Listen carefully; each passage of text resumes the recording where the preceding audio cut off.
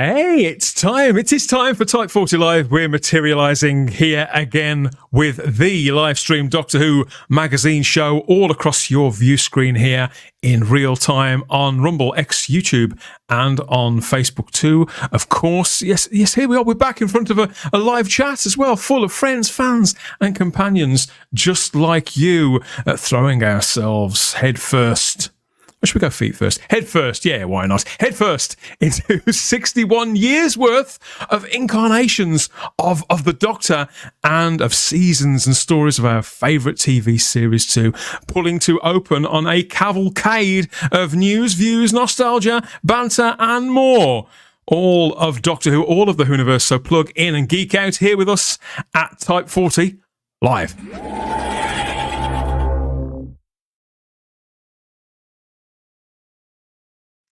Hello, there you are. And there I am. I'm Dan Hadley, Birmingham's king of the geeks. And when we're back, it's only been a couple of weeks, but it seems like longer, doesn't it, somehow? Not that much has happened, but then again, it has. People have certainly been talking. Nothing set in stone by the sounds of it. People have gone all sort of, never mind wibbly wobbly. They've got... The people have gone wibbly wobbly, never mind timey-wimey. So yes, please remember, if you're watching over there in Facebook, in the Type 40 Facebook group, you've got to hit that little blue link, and then Facebook will tell StreamYard who you are, and StreamYard will tell us, and we'll all get on first name terms here to pack into the console room to start the autumn run of ridiculous conversations that we're having here at Type 40 Live. So much geekiness. We can barely contain ourselves. And if there are any normies in the thereabouts where you are, you may want to warn them in advance. I've warned them in advance. They're all filling the console room any moment. But I think we'd go for one we've not had before. Like, how could I possibly have passed this one over? It needs a bit of a spruce up, and I'm not really sure what everything does. But maybe between us, if we hit enough of these panels, we can work it out, I'd say. And my first best guess to be able to tell me what's what has to be Charlotte Shields, because this is very much from her ear. Hi, Charlotte. Hello.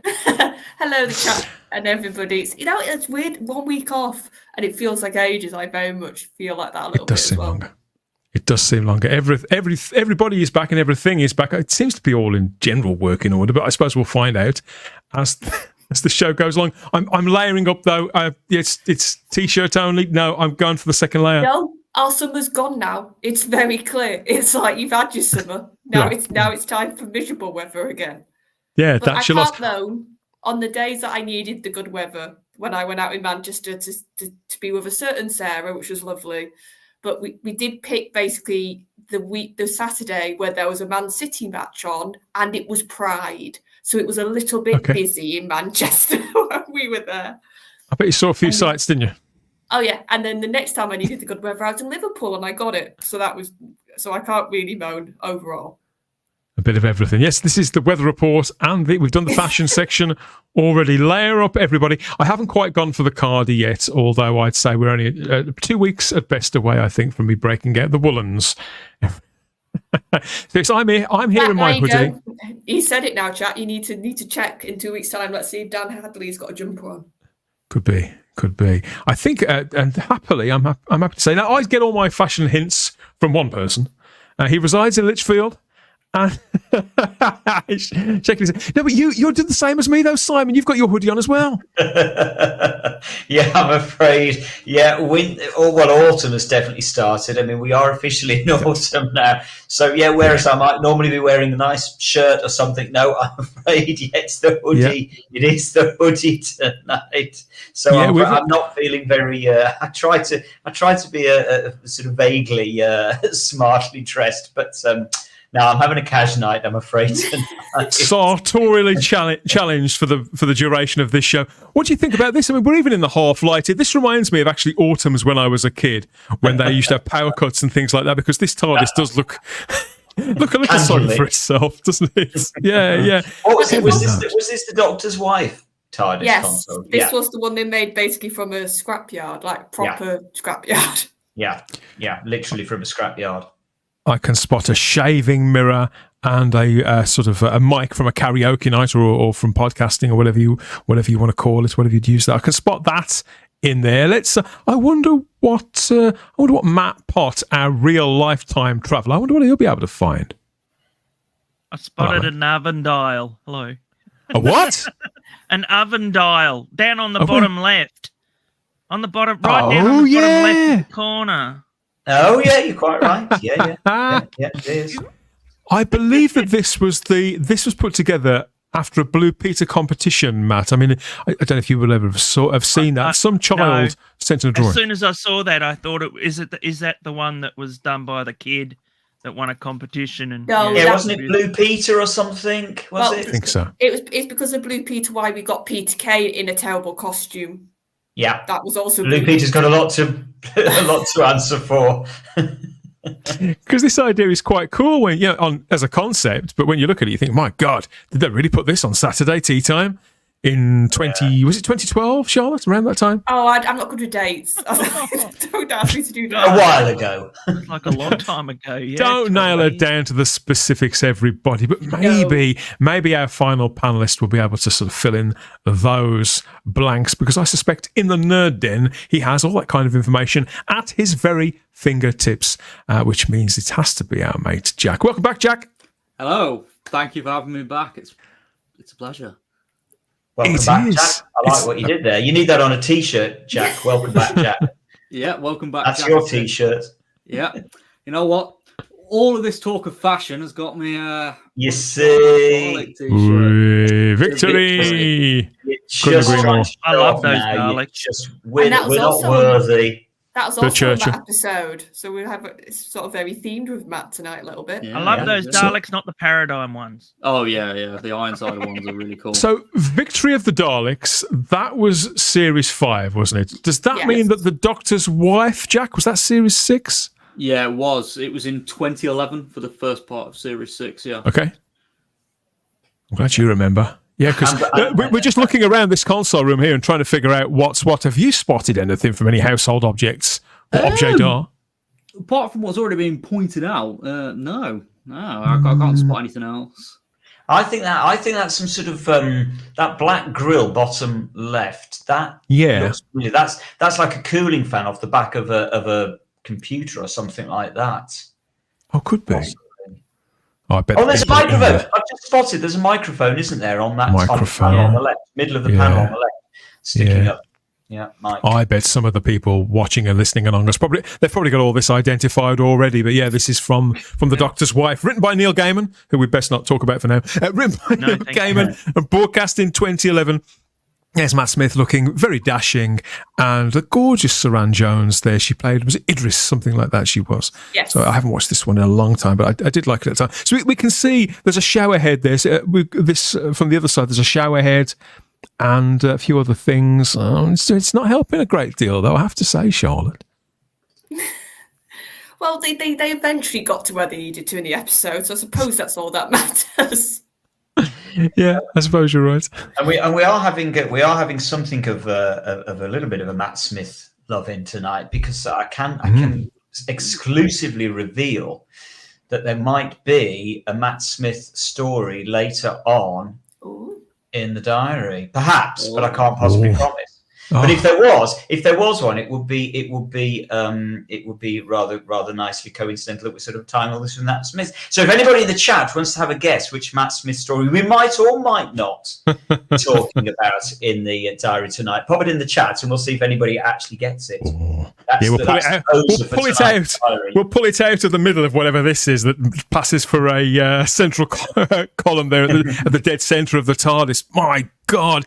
So yes, here we are talking about all of time and space and time, catching up on what's been going on in the Doctor Who world over the last couple of weeks, and seeing what's tickled your fancy out there. So please let us know in the comments section across YouTube, Rumble, Facebook, and on X as ever, of course. First of all, though, I've got a question for you, Simon. Really, I suppose. What else would I possibly ask? It's the first question. on a Doctor Who live stream, other than Simon Horton, have you got your Oasis tickets yet? I am sick to the back teeth of hearing about an Oasis. Anybody think it was the second coming? It is. I'm really, really bored of hearing about Oasis and the way. Let's be honest, so many fans have been ripped off for £175 tickets that they've ended up paying about £300 or £400 for. What's all that about? Yeah, it's They're going ridiculous. for £6,000, apparently. Are they? Not right. It's not right. Did you try and get some, Jack? I was going to, and then I saw the virtual queue. I was like, yeah, there's no chance. And I was on the train at the time as well, so yeah. Really? You were going to go for some, Jack? Were you? Has anybody bought any? Did anybody want to get them? I No, wanted to go. Did you? I did as well, yeah. Oh, So, it must be me then. I did. I loved Oasis back in the day. Yeah, I still listen to them quite a lot. Follow their solo careers. So yeah, but I would have liked to have gone, but I knew this was going to be very, very expensive. Matt, did their music make its way to where you are, Matt? Yeah, Wonderwall was massive here, but that was about it. That was it. And I can't tell you which one's Noel and which one's the other one. Oh, never mind, lads. Never mind. Yes, so that's a pair of legends who mostly reside in Manchester. They had enormous success, only to acrimoniously split and not speak over 15 years ago. Now putting aside all those old differences to storm their way back to hopefully to victory. So this got me thinking, if this is possible and people didn't think this was ever possible, what next? oh, Or should I say who next? So it does make me wonder. Hell over. Could it be? Because you would never have thought that Noel and Liam would ever appear on stage again to get singing those songs. And right now, Christopher Eccleston and Russell T Davies, they appear to hate one another. They haven't spoken for years and years. Is it beyond the realms of possibility, Sharon? Dad, they don't appear to hate one another. Christopher literally said you need to sack Russell the last time he got interviewed. But this did tickle me. Of course, this is courtesy of Mark O'Neill. Thank you, Mark. This really did make me laugh because around 20 years ago, of course, they were deep into filming. These two guys were firmish friends and working together on Doctor Who there with Billy Piper back in 2004, ready to lay it before the viewing public around 6 or 7 months later. It was very hotly anticipated, and there is, I was going to say it's all smiles, sort of smiles. Actually, they don't look that happy, do they? Look slightly forced. Could be. Looking all very slim. Young and chipper. Well, Russell T Davies was wearing a pair of very sort of baggy, sort of Carpenter style jeans, isn't he? But Chris Eccleston would have been about, I think he was about 42, 43 when he took the role, and Billy Piper would have been about 22, 23. So yeah, it brings back a lot of memories seeing these pictures again. Yeah, because of how young they all look. That's what always gets me when I see anything from early now New Who. That they always, whether it's even Matt in his first series, to me he looks like a baby. He always looked young, but he looks especially young if I watch 11th Hour now. When Russell was asked recently about a possible 20th anniversary for the new series, he pretty much said, not a chance. He says people can get anniversary fatigue, and of course he's absolutely right. You can't keep celebrating absolutely everything, can you, Jack? true, but then the 60th anniversary didn't really celebrate anything, to be honest. So good point. Yeah, I'd gladly take the opportunity, any opportunity to see the likes of Christopher Eccleston or even Matt Smith come back. I would love to see them come back. Yeah, but I think Matt, even though he's in demand, I think he's the only likely candidate apart from David Tennant. Yes, we've got Russell's view on it. I think Chris is fairly adamant about his conditions. They come with a fistful of P45s, don't they? So I don't think it's likely. I think we're likely to get a couple of these. We're going to be more in the offing, I would say. Let us know what you think of all that. Of course, we want to know if you've got your Oasis tickets yet there in the live chat across YouTube, Rumble, Facebook and X. We ask all the questions that other Doctor Who shows don't here at here at Type 40 Live. And the other thing this time of year reminds me of course, we've noticed that we're all, I think most of us are layering up apart from Jack. God blimey. I mean, he's gone. Give me one. His T-shirt, But the leaves are going to start falling any moment now, aren't they? That's the truth of the matter. It's heading into autumn. It's that time of year. And it's the time of year, too, where the BBC starts to announce all the stars, I'm doing the thing in inverted commas, who've agreed to the gross indignity of appearing on Strictly Come Dancing up to season... Whatever season of that. Season whatever they're up to on that. Yeah, they'll start telling you who's coming on. And I'd never know, Charlotte, who are the professional dancers and who are the celebs anymore. Don't know who any of these sods are. But that usually is a marker that Christmas will be here before you know it. A hugely popular show, of course, Strictly Come Dancing. It's been exported all over the world. Not least of all to the States, where it's known as Dancing with the Stars. What a bloody awful title. It's even camper as well, Simon, but isn't it somehow? Surely not. Surely not. It does seem to be. And again, you may be asking where I'm going with this. Where are you going with this, Dan? Well, it has been revealed that one of our own is actually joining the cast of Dancing with the Stars over on American TV for the current series. Christopher Eccleston, isn't it? I know it's Christopher Eccleston. You were close. You were close because this person has worked with Christopher Eccleston. But no, it is actually Mr. Eric Roberts who is joining. My life! Whoa. Fabulous! Wow. He certainly is dressing for the occasion. He certainly is dressed for the occasion. And let's be fair, he's pulling off the sequins quite well. He always does. Strangely well. Eric Roberts is very much larger than life, and he's issued this sort of statement through his social media. He said, well, I hope you all saw the announcement on Good Morning America. I am going to be on Dancing with the Stars. Very exciting, as the premiere episode is the same day as my book launch, and we're all going to blow it up. Starting the fall with two exciting things. So he's publicising. See, that's the true pro, isn't it? You know, killing the two birds with one stone there, Matt. Eric would show up with it for a chook dinner if there was a bit of money in it. I'm sorry. He's in so many bad films, and he actually performed with a friend of mine as well that was on the cheap as well. So he'll do anything. He looks a bit like an oven-ready chicken in all those sequins, doesn't he? But Eric Roberts is now 68 years of age, so a senior actor, an actor of years.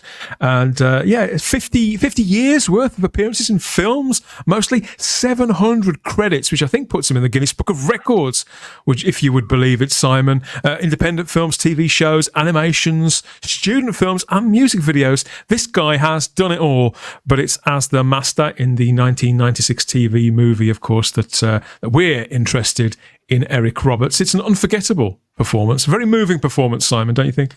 I still love this performance. I know people hate it. I know you do. I love it because it is just so arch, it's so camp, it's so over the top, deliberately. It's dialed up to 12, and I like it. It's so fun. It's good. He gets away with it. Yeah. And Paul McGann is quite a sort of heavyweight actor, so you've got to dial it up to 12 to sort of stand up against somebody with the gravitas of Paul McGann. I love it, and I love the costume. I love the outfit. It's as I say, it's pantomime with a small p, but isn't that the best kind of Doctor Who in many ways? Yeah, definitely. He's a real character, Eric Roberts. Jack, I was surprised to find out that he was 68. Yeah, I know. I'm quite surprised as well, and especially said with all the stuff that he's done as well. Like that's incredible. It really, really is. Like, hats off to him. And back playing the master, of course. He nearly died. He was in a motorcycle accident. Yeah. That's the reason why he looks a bit different too. Oh, if you look at interviews from him from like 40 years ago. I think Matt, he's still suffering, isn't he? I still think he still suffers Like health-wise. yeah. Because of the motorbike accident. Yeah, he was in a lot of traction and that for a long time. Bless his heart. sort of, even though he's still very, very busy, he's got his book. I think his book's called Runaway Train, isn't it? His autobiography. That's out very, very soon too. So he does the double plug. With plugging both the show and the book. But I just love the fact that he's back in Doctor Who fandom. He's doing the audios and he goes to events when he can as well to catch up with old friends and people he's never worked with before. I mean, this is a fabulous picture of him with Daphne Ashbrook and Paul McGann and an unknown Dalek. It's very nice, though. Yeah, it's a cool looking design. It's a cool scheme, isn't it? You never really see that on any of the ones on the show. Yeah. Now it's called creativity. That's true. I like Stephanie Barrett has made a comment in the chat to say, no, can't agree with you, Simon. Eric doesn't get away with it. He was awful. I get that. I do. I would never defend the performance of Eric Roberts as the Master. I love it, but I get why people would think he was awful. It really is. It's a Marmite's performance. It's as simple as that. So, Stephanie, you're quite right. For you, yeah, fair enough. It's awful, but to me, it's just enormous fun to watch, and that's Doctor Who should be fun, and he brings fun in spades to me. And even They though we never brought can't the see snake it. back, though. No, well, who knows? Maybe one day. Even though we can't see Dancing with the Stars on British TV, I don't think I'd kind of like to see this, and I'll be listening out for how well or not Eric does on the show, particularly if Depends on who he's up against. If he's up against what's his name, Dinkley, I reckon he'll win. Peter Dinklage is on there. Yeah. Is he? Peter Dinklage. Brilliant. No, I'd watch it. Okay. Yes, so would I. I think enough of all this nonsense. Let's go and see what the people in the live chat on YouTube, Rumble, Facebook and X make of all of this. And if we've got any Strictly fans or Dancing with the Stars fans or Eric Robert fans in there. Hello. I'm Philip Roy playing the Doctor in the Doctor Who fan film Doctor Who Meets the Scorpion. I've been on quite an adventure. And this is most definitely the Type 40 podcast.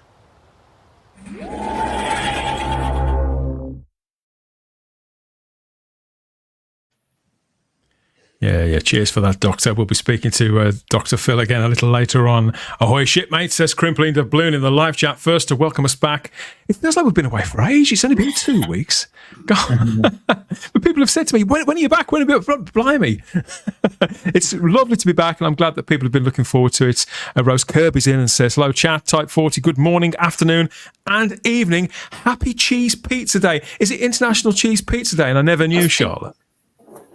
Well, we say this is a day for everything. I think it's Cheese Day. I think that's what it is. I think it might be International Cheese Day or something. International Cheese Day. Yeah. Thank you, Wallace. John Yulden is in the live chat. He couldn't be with us tonight. Hello, John. But it's good to see you up and about, and hopefully you'll be back with us in a matter of days, I would say. We've got Rob Alexander in the live chat too. Good evening, fellow Who fans. A bit of a dark one tonight. Well, we've barely started, mate. It's been all sequenced so far. I hope everyone is well on the panel and in the chat. Are you well, Simon? Are you well? All good here. Rob needs to know these things. Peter, look at that icon that Peter's got there, the old Vision On logo. It's great, isn't it? That takes me back. Charlotte and Jack are just going to be like, what is Vision On? Yeah, Vision On, just as a slight aside, it was the precursor to Jigsaw, which was where Sylvester McCoy got one of his... I was going to say, was Sylvester on it? On TV. He wasn't on... I don't think he was on Vision On, but he was definitely on the one that followed. I'm right, it was Jigsaw, wasn't it, that followed Vision On? That's right. Oh, well, sort of. They sort of splintered off, didn't they? Because Take Heart and Vision and Jigsaw both sort of came out of the one show. They were from the same kind of stable, and so that's Sylvester McCoy. But if you look carefully, you sort of have to turn your head on one side because you'll see that the Vision On is written both ways. It's a mirror image, and it makes a character. And it used to hop around on the title sequence, didn't it, as I remember it? My Name is Charlie is in as well and confesses, I've just eaten 4 mini magnums. I thought it wouldn't be as bad. Get down to A&E quick, My Name is Charlie. Charlie says, I thought it wouldn't be as bad as eating 2 normal-sized ones. Now I'm hitting a wall of remorse. I'm not surprised. I don't think so. Should be ashamed of yourself. Good luck with that. We've got food confessionals here at Type 40 Live. Stephen Braddock's here in the live chat. Hello, Good to Stephen. see you, Stephen. Stephen. Hope your hand's getting better, mate, as well. And James A. Fitzpatrick's in too. Hello, my friends. Hello forever. Well, we won't be here forever. Just a couple of hours. Although some of our shows, I think, probably do seem like they do go on forever. Hello, Dan. Welcome back, Sir Stephen. And we've got Tom in as well, who says, evening, everyone. I am making new bug models for the Oxford Museum. Yeah, it's great. It's literally his models. His models go into museums. I mean, you couldn't make this up. It's brilliant stuff. Yeah, I agree with this bloke, whoever that is. And Gary he's very says, handsome. Hello, he's, Gary. he's a debonair, isn't he? And Gary, the retro doc, says, greetings, one and all, from the land of the loons. Oh, okay. America. Could be anywhere in 2024. Could be absolutely anywhere. Matthew Butterfield's in as well and says, good evening, everyone. Tuning in from Bruges tonight. Makes a change from Rochdale. Big change. Happy holidays to you, Matthew. Hope you're having a good time. Hope it's legal. David Jenkins is in as well. Hello, Hi there, everyone, says David. And we have Darren M as well, putting that big dance number out into the universe. I see. Yes, Shooty Gatwa, he welcomed us back at the top of the show. I thought it would be fun to see that one again. Evening also, Simon Ashley. Simon, we met Simon the other day. We're going to come to that in a little while as well. Hello, Simon. It's fabulous to meet Simon over the weekend there at Hooverville. And Tom says, I've got a question for me. He says, do you still want a model of a mandrel? I'd love a model of a mandrel. Dan loves a mandrel. He loves his mandrels. And James says, I'm in the USA, still at work. It's the afternoon here. Is the USA a posh name for a toilet? Yeah, or I'm dunny? guessing so. Could be in the bog. I was saying the bog. Nathan Huggins says, hello, all. Leaving out absolutely no one. And we've got Lily Shambles here as well. Is that a new name? I don't remember a Lily Shambles before. No. Hello, Lily. Welcome, Lily. If it's your first time in the chat. Welcome. Who else is in? Michael Q's in as well. It's from The Mask. Simon Horton. Yeah, that was right back at the beginning when Michael Q said something very cryptic about smoking, and I'm like, what? And he reminded me it's The Mask. Oh, I see. And Michael seems to approve of your T-shirt as well, there, Jack. To victory, indeed. It's playing well. It's playing well. YW's in as well. Good to see you. And people are. We've got some confessionals here about nobody. I don't think anybody's got an Oasis ticket at all. Never mind. We'll get through it all together. I suppose we will. Christopher Eccleston as showrunner, and as the 16th Doctor, says Michael. I think Chris Eccleston would probably be down with that, wouldn't he? I think. What do you think, Jack? Do you think he'd take both roles? You know what? I wouldn't be surprised because, well, I guess he couldn't sack himself. No, although I wouldn't surprise me if Christopher Eccleston couldn't fall out with himself. Yeah, he used to fall out with everybody else. I don't know. And Kieran's in as well. Kieran Coley, who says, hello, everyone. Good evening to you as well, Kieran. I've got Thinking in too. More art coming. Watch This Time and Space. We'll be watching Thinking. Of course we will. And Michael Q says that Eric Roberts was fantastic in The Dark Knight. I think Eric Roberts is pretty fantastic in everything. Well, I think as long as you like Eric Roberts, he's fantastic in everything. He is an acquired taste. You haven't seen The Ambulance. I have seen The Ambulance. I have seen The Ambulance. I like that film. I like that as well. I do. Oh. That's who's that? Is that Larry Cohen film? It's a Larry Cohen film. I believe so. Yeah. We've got Eric's version of The Master scared the poo emojis out of me from Nicholas Horton. Good to have you back, Nicholas. And Doctor Who is in the live chat too. Philip Roy's in. Hello everyone. Philip. We met Philip at the weekend as well. It was fabulous to meet Philip at the weekend. All these people that we met, all these Type 40s that we met at the weekend. Brilliant. We had an absolute blast. Greetings and salutations, one and all, says Tony Farrell, and Paul Richards is in as well. My God, they're all lining up. This is what we like to see. There's plenty more room, of course there is. So we want some more comments as well about all of that we've been rambling on about earlier on in the show, and everything that we get stuck into as things move on. There's quite a lot to talk about, including him and that.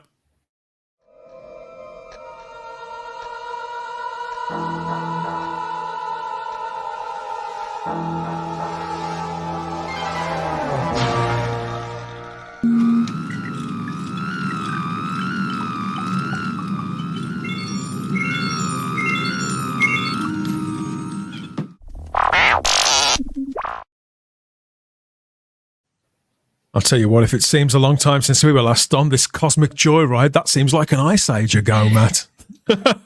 Yes. Good couple of months. Far enough, to be honest.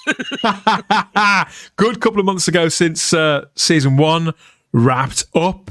Obviously, we keep on talking here at Type 40 Live whether Doctor Who's off or on, and yeah, you can follow Shooty Gasper. Of course, he's still very much at large, isn't he? And it's mostly off as ever with him. Here he is on Instagram. Oh, Jesus! Don't ever watch that on a big screen. Far out. He's very happy to. He's very happy to see you, Matt. Of course, he's. Oh, he must be cold. Don't you laugh, Charlotte. I'm loving your reaction. He's incorrigible, Mr. Shooty Gatwa, but I think Shooty should start wrapping up though. And as luck would have it, Charlotte, I've got just the thing for the lad as the nights sort of draw in.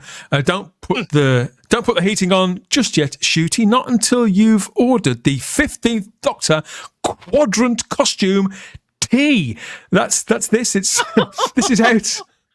This is part of a whole new range of merchandise, Matt. You may laugh, but you're going to see something in this selection that will have you hovering on the pre-order. So this is the Quadrant Costume T-shirt out on the 15th of October 2024.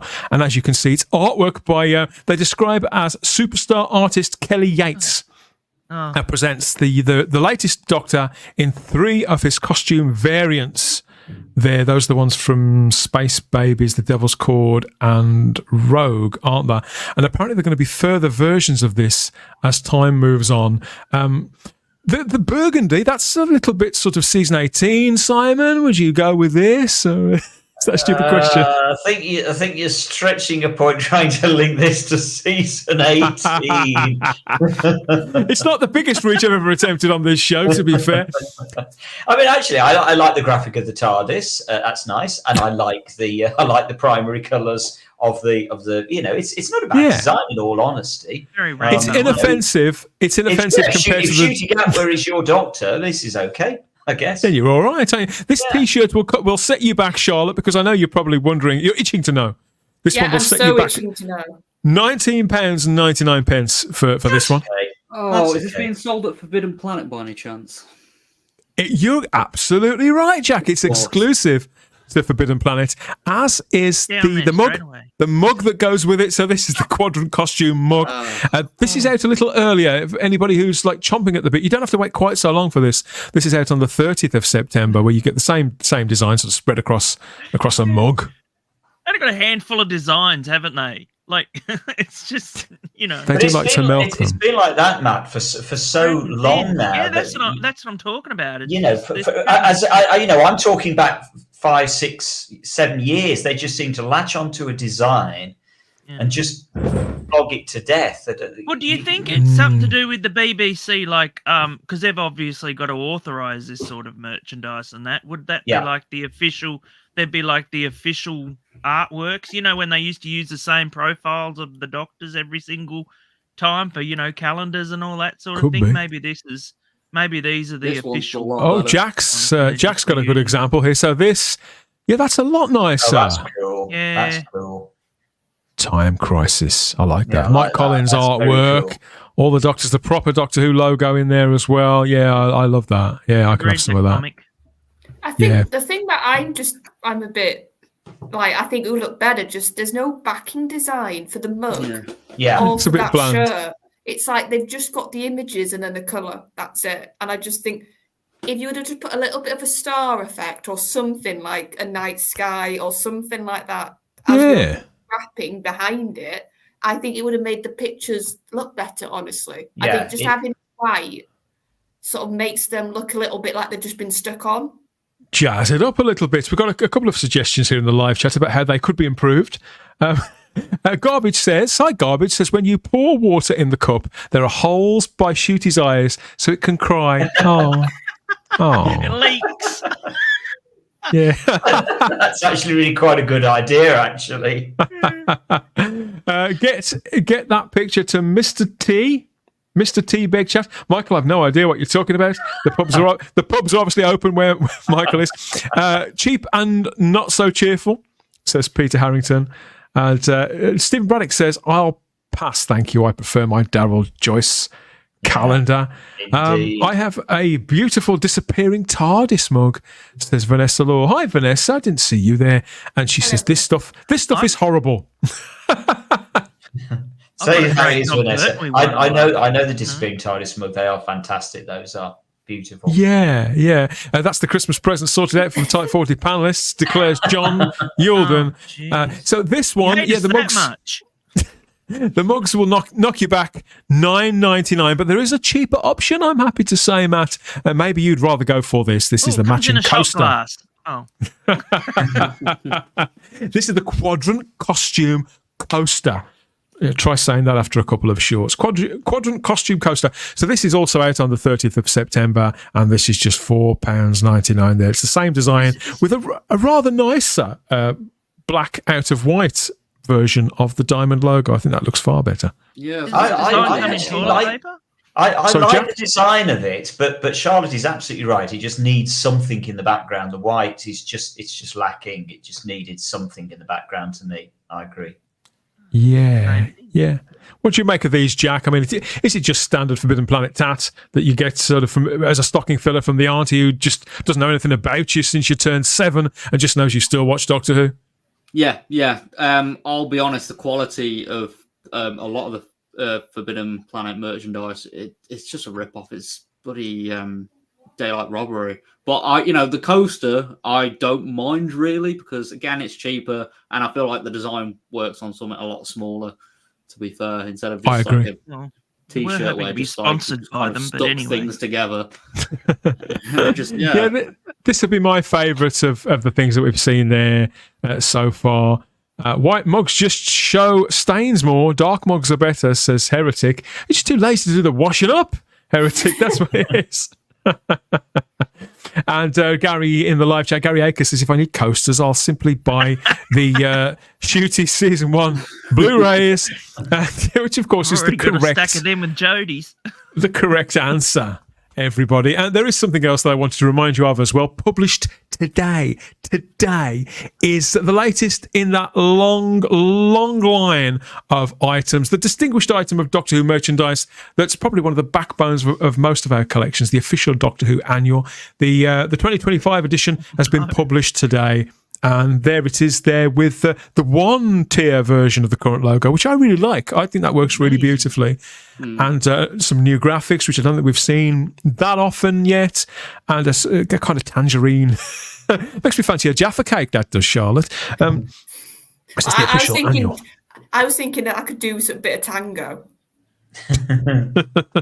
Yes, so there it is. That's what the annual looks like this year. I haven't bought the last few. Guys, are they still big over in the UK annuals? Not really. No, not even really. up until 5 or 6 years ago, you could get them in every supermarket, but the Jodie Whittaker era really killed it off here. I don't think I ever saw last year's in any shop at all, Simon, and it was supposed to be the anniversary one. No, but I mean, annuals generally are just not as big as they were. When we were kids growing up, everybody had an annual of some sort. Yeah. I had a Portland Bill one, and whatever. Really? and a Super Ted one. I'm sure I had Pinky and Perky at one point. You just always had an annual of some sort. But they're just. I don't think. Do kids really want annuals anymore? Do they read? I don't think they do. I mean, the page count is at an all-time low, and there is a brand new story in this. Well, I say new.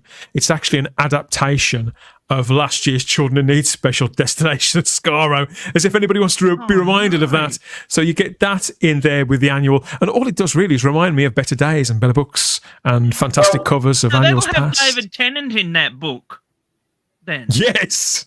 Bloody hell. God. See, that's So what I was thinking when you brought that cover up, Dan. I was just thinking back to happier times. You know, look at the Patrick Troughton ones, the William Hartnell ones, the Tom Baker ones. Okay, they were a bit out there. They were a bit mad, to say the very least. But it was nice to see something a little bit unhinged, a little bit out there, as opposed to, you know, when you look at all of the past 10 years, the past 15 years have all just been so sort of generic and uninspiring to me. I mean, the past 20 years, to be honest, looking at that, going all the way back to the Chris Eccleston. Oh, they were all beautifully painted, weren't they? These ones are all that's photos. That's it. Well, if you remember, the 2007 one had got a sort of hologram in it, and the 2008 one was almost a full hologram on the cover, wasn't it, Jack? The one with the 10th Doctor pointing his Sonic at you. The 2009 one was one of those sort of shimmery ones. I don't know about 2010, and there was a kind of spot varnish on Matt Smith's bow tie on the 2013 one, but I think after that it all went a bit downhill. It's all gone a bit basic, just as you say. So they're just those generic shots that we used to that just are, you know, a little bit uninspiring. Sorry. Well, if you look at last year's annual and this year's, we've got the 14th and the 15th Doctor next to one another there. It's almost the exact same photograph they're using for the current annual of the current Doctor. So Same pose he does on everything anyway. Yeah. At least he's not grinning like an imbecile on this one, though, Charlotte.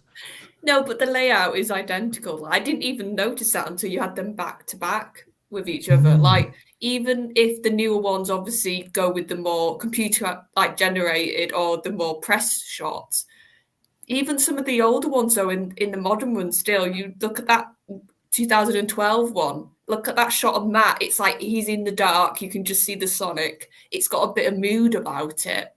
Yeah, I like that one. Whereas there's nothing moody or atmospheric about the current annual at all. I'd kill for all those John Pertwee ones. I really would. Oh, I haven't got the pink one, but I've got all the I've got all the others. Got the other three. The pink one goes for an absolute fortune. I used to have the pink one, and I don't know, gave it away to the charity shop or something. I could kick myself now because it's worth an absolute fortune. And people are comparing which annuals they've got You in the wouldn't live sell it chat as anyway, well. Simon. No, well, I wouldn't now. I wouldn't sell it now, that's for sure. So that's this year's Doctor Who annual, which has been published today. You can get that at the usual places, at the usual stockists, and let us know if you've got it. If you're expecting it in your stocking, if they can sort of wedge that in the top of a stocking at least. I haven't bought them for years. Maybe I should try and sort of fill the gaps now. But I know I'll never open the bloody thing, Jack. That's the only thing. But I kind of like the fact they still do one. I just wish it was more for everybody, you know, that includes everyone in the fandom. You know, the word properly exclusive. I'd even pay $12.99 for a proper good annual with actual new fiction in there and some fabulous artwork and things like that really represents Doctor Who fandom. Talking about representing Doctor Who fandom, boy, we met a lot of Doctor Who fans over the weekend, didn't we? We came live from Hooverville 15 there in Derby. So myself, Simon, Shaw, and Jack, we hit Derby like a set of scuds, didn't we? And left devastation in our wake. Yeah, so obviously it was great. It's the first time we'd met, Jack, so that was really nice. It was so great. Brilliant. Yeah, it was lovely to meet you both. It was fantastic. Was that your first time in Derby, Jack, at Hooverville? It wasn't my first time in Derby. No, it was my first time at Hooverville, and it was a really good experience. And it's also the first time I've gone to like a smaller convention as well, and it was really, really fantastic. Such a good experience. Yeah, I still maintain it's the best convention out there. It really is. Yeah. Of course, it was absolute mayhem for us as we ran around, tried to live broadcast, fighting with technology and Wi-Fi signals, and trying to wrangle people to try and talk to us, Simon. So it was a laugh. It was seat of your pants stuff, wasn't it? But I think that's kind of how we like it. Adrenalized. It was definitely adrenalized. There was a lot of tension in the first half of the day, that's for sure, when the technology was literally wrestling against us. But it was all good fun. It was great fun. It was a brilliant atmosphere, as it always is. Busier than ever, and what I love about Hooverville so much that you will have noticed, Jack, is that you're literally just walking past stars. They're not surrounded by their entourage of stewards ushering them away. You can just chat to them. You'd literally just walk straight past Katie Manning or Wendy Padbury and do a double take. It's a brilliant experience. Fantastic convention. We had a great time. We met some lovely people, including Simon Ashley there, who's in the live chat. We did. Hello, and Simon. Philip Roy. He was there as well, in full Doctor Who garb as well. So we got to meet him and lots of other people who we'd met before, know from various places. So that was very nice. And you're quite right. We did get to talk to various Doctor Who types from both the screen and the speaker there. So this is for so we've got some pictures here. So we can show you this.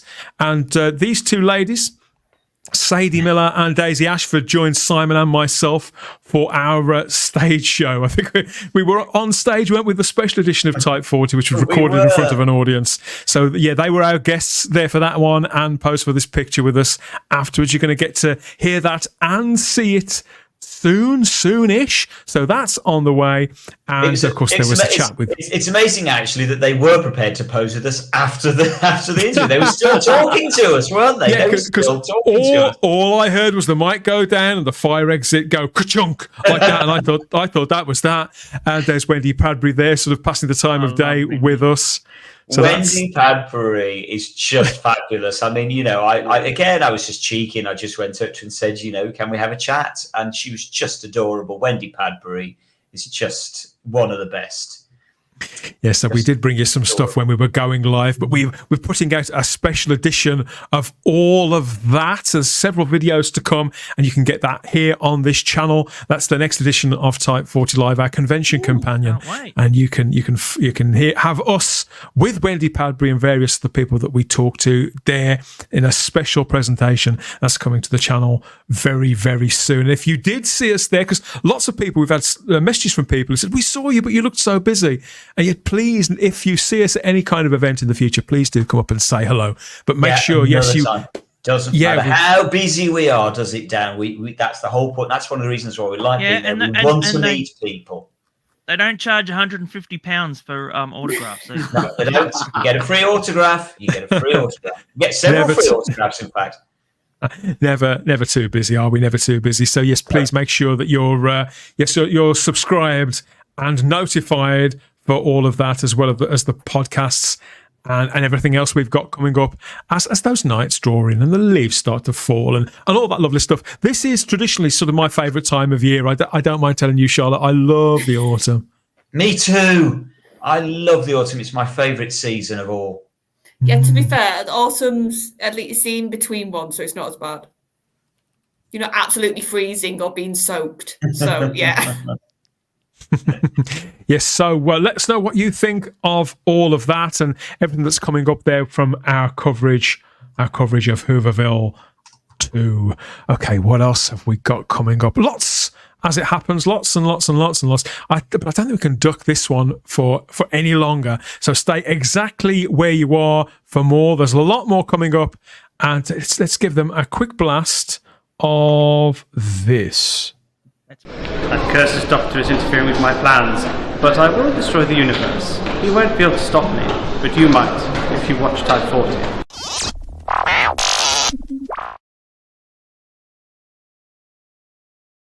He's enjoying that far too much. Absolutely, yeah, he is. He's absolutely terrifying, that guy. Did you see him again? Was he there? Was he there this year? He wasn't there. That was Hooverville last year. He wasn't there, but we did nab some more people in costume this year, and so those will be appearing on the channel as well in the coming weeks. There's a few people that did see us last year, saw us coming, and thought. Yeah, yes. and we've got a priceless new one from Cooper, the Tiny Time Lord. There's another one from Cooper on the way. He was dressed brilliantly as William Hartnell. So yeah. Oh God. Yeah, if you did see us at Hooverville and you spoke to us, or you didn't get the chance, or we looked like we were too busy, please let us know. And let us know in the comments section as well if you had a good time at Hooverville 15, and we'll pass it on to the guys, to Steve and Andy and everybody else who worked so tirelessly to make it all happen in the first place. Okay, what else has been going on this week? Yeah, so Hooverville, I was going to say we hit that from the ground up, but it also hit me. I don't think I recovered for 2 days, Matt. You may scoff, but it proper knocked me out. But when I came to, I saw that a couple of stories had sort of broken, and one thing in particular. So I thought we'd better start here. A couple of months ago, maybe earlier, here at Type 40 Live, I brought you a story from information that I had received, claiming that season 3 of All New Doctor Who had been commissioned from Bad Wolf by BBC Studios explicitly. So I never said anything about Disney or Disney Plus, which I know is like what everybody wants to hear about. But yes, so that was information that I'd received from a source which I've found to be thoroughly reliable over the last couple of years. And how it works with such things, for those who don't know, who aren't so familiar, is that as content creators, one brings an audience information. It's simple enough. Information as received, or as close to how it's received as possible, before we present it to you. And then it's up to you, the individual, to weigh all that up, the likelihood of said information being reliable or not. It's a pretty simple transaction, really. And a lot of it is sort of rumour and speculation, because at the end of the day, for better or for worse, what I always say about the stuff that we say that ends up being correct or incorrect, and we don't really get things incorrect very often on this show, is that it's always offered as rumour and speculation until it can be confirmed. Because it's fine for us to have faith in the people that speak to us, but we don't expect you guys to. It is what it is. So yeah, I do get sent quite a lot of information. And as the show's continued, that sort of escalated, really. I don't just say literally anything and everything that I'm told here on this show. So how I view it, Simon, is that I weigh it up. I respect confidences and I give people my word. Yes, including you, if you're watching. I'm not going to say anything. So I give people my word about these things. But for example, during the last series, I had 2 people contact Type 40 to guarantee us that David Tennant would be reappearing as the 14th Doctor in the 2-part finale of that latest season. That didn't happen. They were saying, "Oh, he's been seen on set." I just didn't really ring true for me, so I didn't. I just didn't bring it through. They were new contacts who I didn't have any faith in, really. So I just ignored it politely. But in this instance, I did feel confident about what I've been told. And I have to say that even at the end of this week, I have no doubt that I was told what I was told in good faith. The same good faith that I had when I repeated it to anybody that was watching and listening to Type 40 Live over the last however long. Like I say, it's been 2 or 3 months. That being said, things do change, don't they? Things do change, and I was as startled to read what was released this week as anybody else. I mean, things do change all the time, don't they, Simon? In any workplace, TV is no different. Gosh, no. TV in many cases is worse than other workplaces. It literally changes by the day.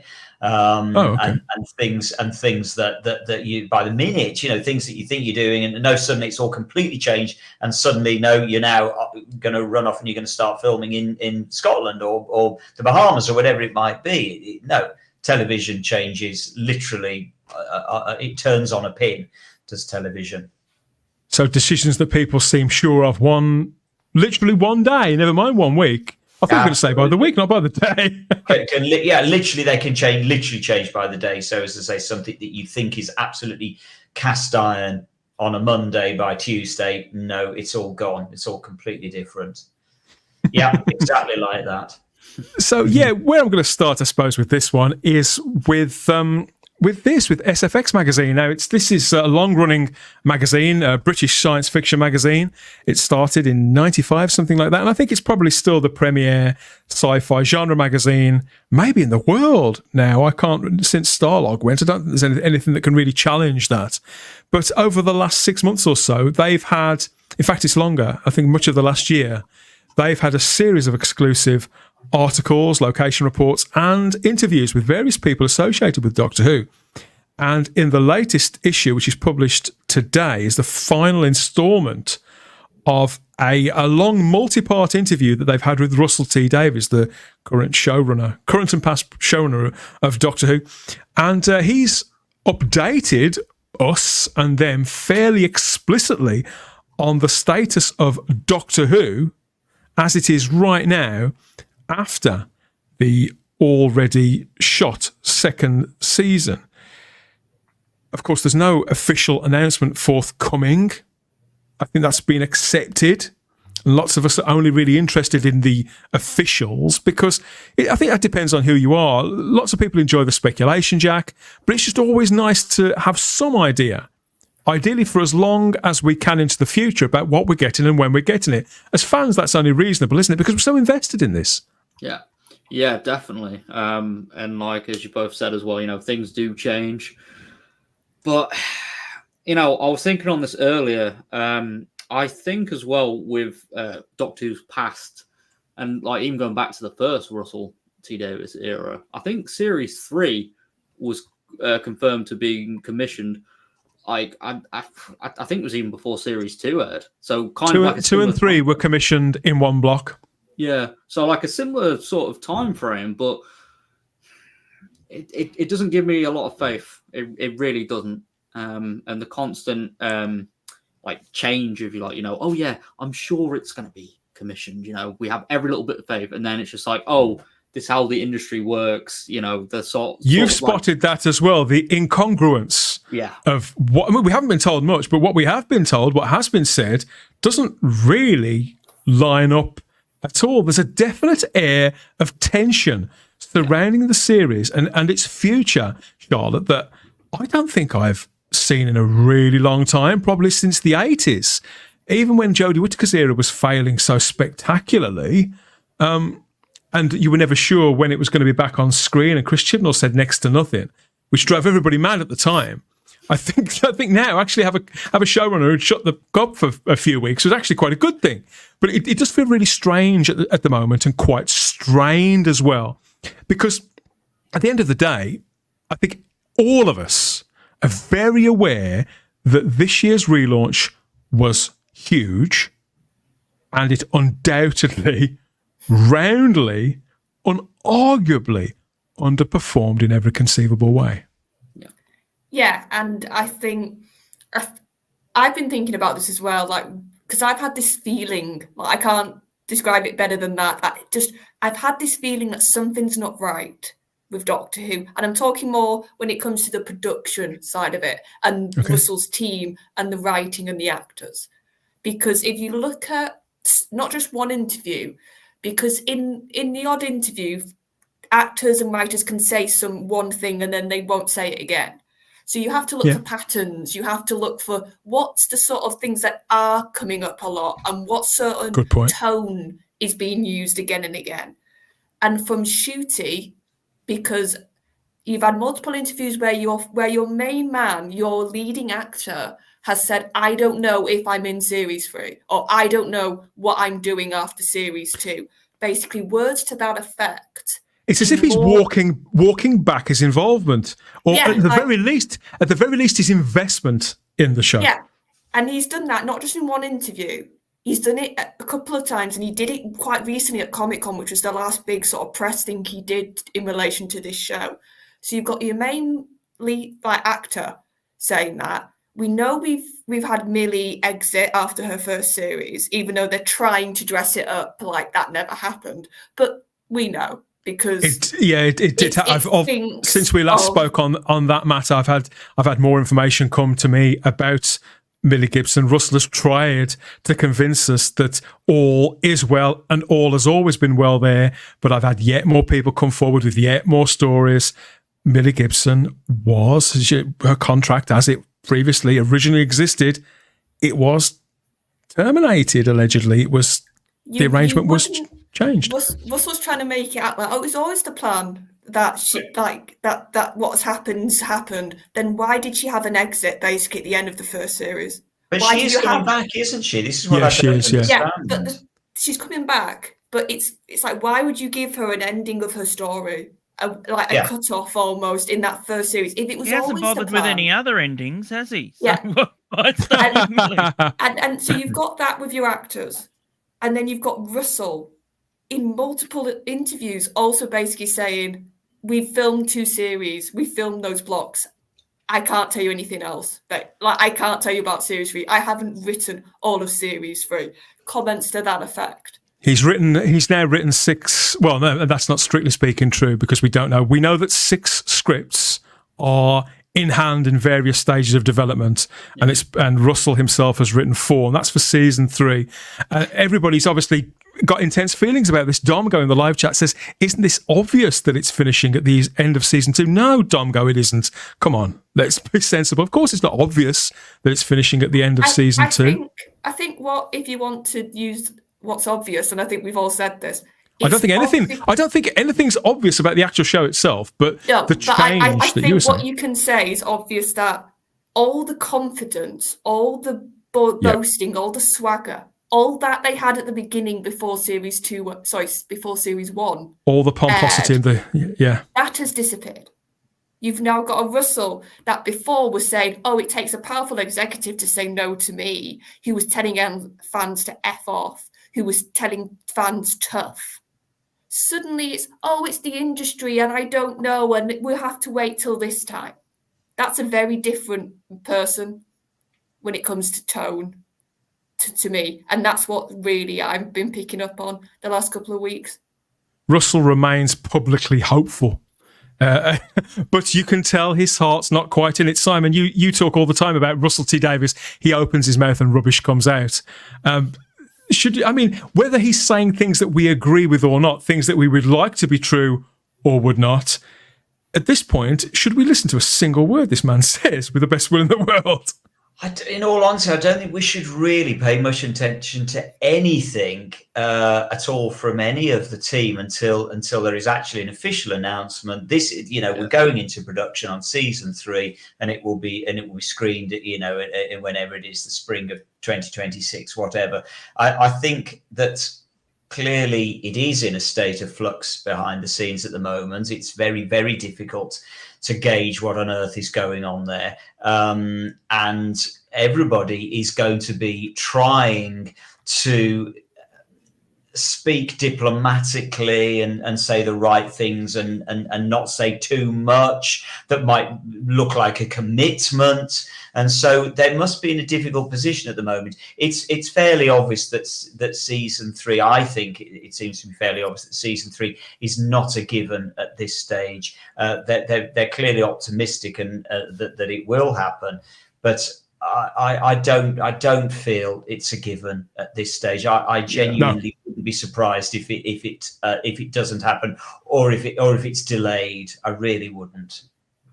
There are lots of whispers in the air and other information that's come to me, which I'll have to save for another day.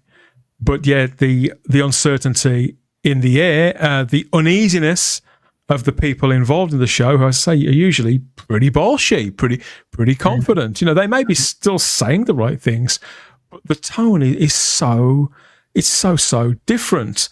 I mean, the SFX have been great at covering Doctor Who over the last year since the 60th anniversary with an enormous amount of enthusiasm, and have had genuine exclusives there over a prolonged period of time.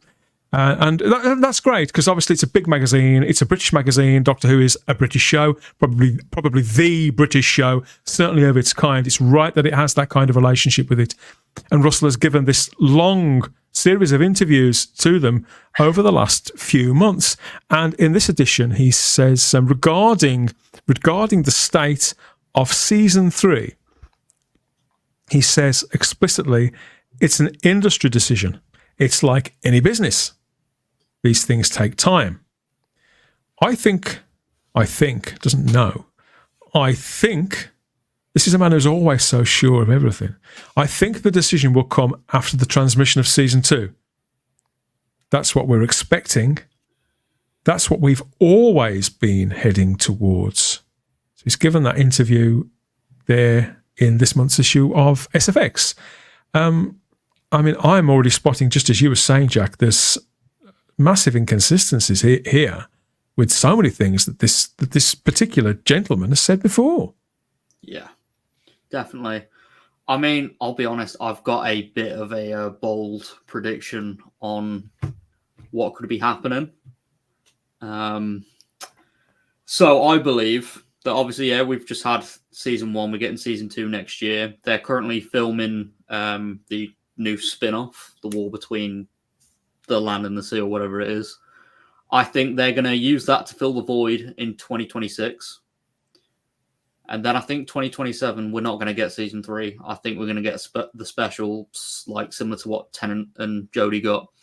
And then that's going to be Shooty's farewell. And then I'll be honest, I don't know what form the show will take after. But what you're pointing to is a treading of the water that we had in the latter days of the Chibnall era, whereby, again, this is still yet to be officially said. So I have to say this, where Chris Chibnall was allegedly fired. Jodie Whittaker's contract was not renewed. The entire production was closed down. They filmed as much as they could in a short period of time to make it look like they were wrapping it up naturally. And they got it all done, all locked down, all in the can, and then dropped out that material over a nearly 2-year period to make it look like it was seamlessly running from one production into another, whereas Doctor Who was effectively out of production for 18 months, coming up to 2 years. Yeah. And you think they could be looking to do that again? Yeah, that's how I feel. And, I've generally enjoyed Shooty's performance, and I know, there's people that like and dislike and whatever. That's completely fine. But Shooty is quite popular in terms of, like, acting roles as well. And to be honest, I think, he'll probably get snatched up for something else, whether it be like a Hollywood thing or whatever, or another big TV show. Because they tell us he's in demand, don't they? And he's got all these Instagram followers. And to be fair, Barbie was a big film. He had a part in, sort of. Come, weren't they? They were supposed to come onto the show, weren't they? All his followers. But the one thing that gets me, like, I trust you, Dan, in the fact that you thought that, you said it had been renewed. Yeah, I still believe that was told me in good faith. It was commissioned. There's a lot of history with science fiction shows that were renewed for a second season or even a 6th season or whatever, and they were cancelled just before they were about to wrap on the final season of the last season of what they were going to do. Yeah. So things like you're absolutely right. In international television, that the more I think about that, isn't unusual. It's just in British television, it tends not to happen. You see, Matt, if they say they're making something. But I interrupt. Give us some examples. No, you're right. No. Well, things like Farscape, that was renewed for a season 5, and it was actually cancelled. And it's just not like back in time either. I mean, it's recent stuff as well. Like Netflix cancelled something as well recently. Yeah, a League of Their Glow, Own. that female wrestling series. Yeah. There was a lot of things where they were just they were renewed. They're actually they were ready to go, and then they've just pulled it within the first thing, and they've probably given them an extra last episode to finish it all off.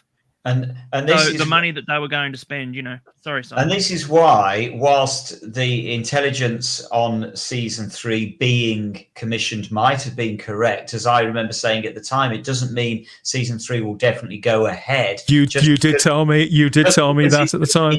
Commissioned until it's actually, to be honest, even when it's sort of signed on the dotted line, they could still cancel it, and it would mean that they would have to buy people out of contracts, etc. But television industry contracts always come within the contract. There is a term and condition in there that says we reserve the right to not make this production or to not screen it. So even when you've signed on the dotted line, you're not guaranteed that the production is actually going to go ahead. As I say, it has an implication that you've got to buy people out of contracts, etc. But they can do that. I mean, they did that with season 23, the original season 23. That was commissioned and it was happening, and people were contracted, and they had to buy them out of contracts. Sorry, Matt. I don't know. I forgot No, about you're that. right, Simon. You'd know anyway with the question I'm going to ask. So, I don't know about modern, because BBC's all changed and everything. But I remember there's a famous story with the sci-fi show Red Dwarf, where they had commissioned two seasons of a particular show, and that show had only been made for one season. There was only going to be one season, so they had some money left over for a second season that there was never going to happen. So that was siphoned into Red Dwarf to make Red Dwarf. Otherwise, that show wouldn't have happened. Okay. Yes. So I wonder if that would happen now. You know, this is the BBC. I mean, I don't know if they would. Well, it isn't as simple as that. Simply because it's not the BBC that is making Doctor Who anymore. It's a consortium, as we know, so it's more complicated. But as I say, the fact remains that just even when they've commissioned a season 3, it doesn't until they actually go into production on it. It's not a given. What are they going to do with all the sets and stuff? Because they're already sitting there collecting dust now. Yeah, they absolutely. They will store them for a while, but again, there will come a point when it's no longer. Well, the TARDIS set is huge. It takes up an entire. Yes, they can't dismantle that. Well, once they dismantle even in the short term, it's very much a commitment that they're packing in. Once they dismantle that. Sorry, Charlotte, you were going to say. Well, I was going to say, and here's the thing that like I said, I've been trying to look for patterns when it comes to this, because I think that's the best way to make sense of it a bit. Think about it. They did season 1 and season 2 back to back. They filmed that back to back. There was no stopping. There was no waiting to see how it went. There was no, we have to wait till this aired. Then Russell, how come you could get 2 seasons back to back filmed with no stopping? But suddenly now, after your material has actually had to have ratings attached to it, and it's actually has had to face fan reaction, now you have to wait. To me, that tells me somebody above you has actually stepped in, who didn't step in before, who basically trusted you, who, when you walked into that room to BBC or however it happened, you it's very clear to me now, you sold them a great story. You were the showman again. You were the Russell of old who could spin words brilliantly and get people excited. Yeah. And they trusted you because of your track record. And you had Bad Wolf, who up till Doctor Who had 2 really big hit shows with Discovery of Witches and Dark Material. So you had everything going for you. And now you are backing away. That says to me, consequences have finally hit you in the face. Every boss has got a boss, haven't they? Or at least most bosses, apart from Alan Sugar maybe, and maybe the Trumpster. Everybody else, every other boss has got a boss, and he does look and sound a little different. We've got a comment here from David Jenkins who says, whatever they are saying, at the end of the day, enough people have to watch and to be positive. Without that, the series cannot continue. All the reports are either non-committal or negative. And Domgo reminds us that if you look at Disney successes, seasons are announced well in advance, not waiting and waiting. Mandalorian is a good example. Again, you're right, Domgo, you're right. I will caution, though, again, Disney doesn't commission Doctor Who. BBC Studios commissions Doctor Who. Disney is one of several people that pays for it, that pays in. So it's relevant, but it's not just because that's how Disney does stuff when it's their own show on their own platform. This isn't the same. We can't blanketly apply every culture war norm to this. I mean, but the only thing we have also got to bear in mind is we simply don't know the minutiae of that contract. So it could well be that Disney maybe have a clause in there that allows them to maybe put the brakes on. I don't know. It's possible that they may not necessarily be, as you say, Dan, in a position to commission season 3, but maybe they're in a position to say, hold on a second, we want to review season 3 before you go into production. And I'm not stupid about this, Simon. I know they don't need Disney to carry on being involved, to continue making that show. But Yeah. I'm not stupid. Ideally, they're going to want them to remain on board if there's a chance of retaining them. Of course, they're going to want to still keep their interest if they can. So why rock a boat now that potentially about a problem that need not arise for a good length of time yet, when you've already got 9 episodes in the can and a spin-off film? You've got enough material that you can tread a little bit of water. And that's really where that chimes with what you were saying, Jack. I do get the impression that stars and people who are presently visibly attached to the show are kind of walking back their commitment and involvement, and the people who are there for the duration, who can't go anywhere else, the people who make the damn thing, they are treading every kind of water. Yeah, definitely. And yeah, like, I mean, with my prediction earlier, where like I felt like Shooty Swan Song would be during like a set of specials, and like similar to what you said, Dan, it's kind of a repeat of the end of the last era. Who knows what could happen next? Could Russell write for another Doctor? Would he be allowed to write for another Doctor? Everything, yeah. That's the thing. So I'm torn between two things. It's like, I don't want them to end Doctor Who on Shooty Gatwa. I don't want it to end. No.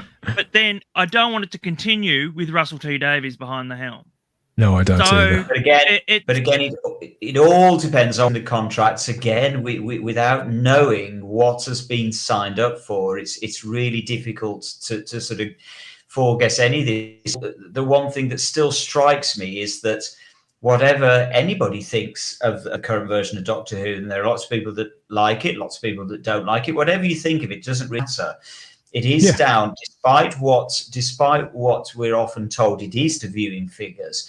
And let's all be honest here. If the viewing figures were astronomically good for season 1, would they already have confirmed season 3? I'm not reading any. Season 3 would be happening if the viewing figures were, absolutely fantastic, and the world had fallen in love with the show in the way that they did with the Christopher Stunt, and then particularly the David Tennant years. We'd already know that season 3 was happening, and there wouldn't be any doubt. I'm confident of that.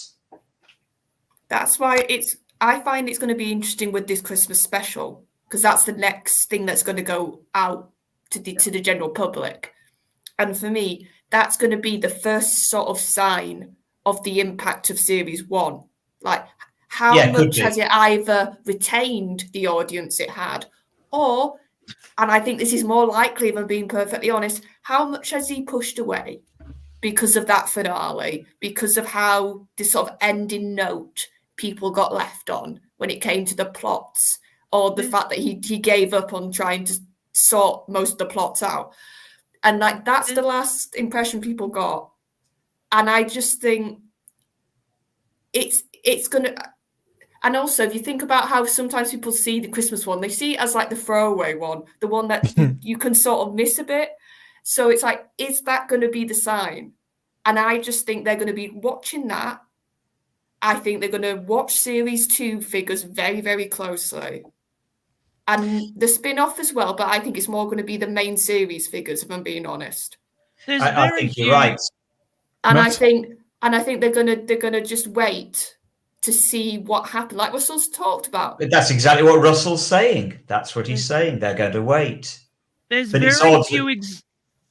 Sorry, Nat. No, you go. You go. No, you go for it.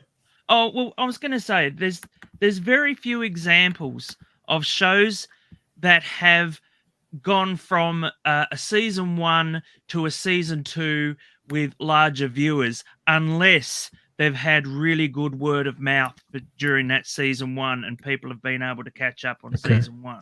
Well, things like Buffy and that sort of thing, the ratings are sort of middling. They never ever run out of the gate straight away. I mean, Doctor Who had a build up, didn't it? But it was a big at the beginning anyway, but it built up, and then season 2 just went rocketing, But I can't see this because of the word of mouth was being so bad about this series. this thing was on news outlets around the world about all the stuff that was going on in a kids show, and I don't see it getting this bump that a lot of shows do get, from word of mouth. I just don't see it. I think because, Matt, it feels, despite the injection of money and despite the supposedly contemporary exciting actor that everybody was waiting to sign up, who was on the brink of a massive career, it feels completely irrelevant to anything and everything that's going on in the world. It doesn't feel like 20 years ago. To be honest, it doesn't feel like 10 years ago. It doesn't feel like it did when Peter Capaldi was playing the part. Greg Smith in the live chat watching on YouTube, hello Greg, says, I think a major problem with New Who is the people running the show grew up as fans of the show, and what we're getting now is nothing more than bad fan fiction. I'm not sure I'd agree lock and stock with that, but I think some of the decision making is not being made clear-headedly. I think that's being made from a fan mindset, and with this sort of sense of woolly idealism rather than cold, hard sort of business heads, Simon. I think there was a degree of complacency and over self-confidence that the old team were coming back. Yeah. And as Charlotte has said, that because of the incredible success that they brought to it, and that cannot be denied. Doctor Who went stellar under that old team, and so the fact that we were getting that old team back, it is a bit of a no-brainer. How could it not be as successful as it was before? So maybe there was a degree, as I say, of complacency, of overconfidence on their part.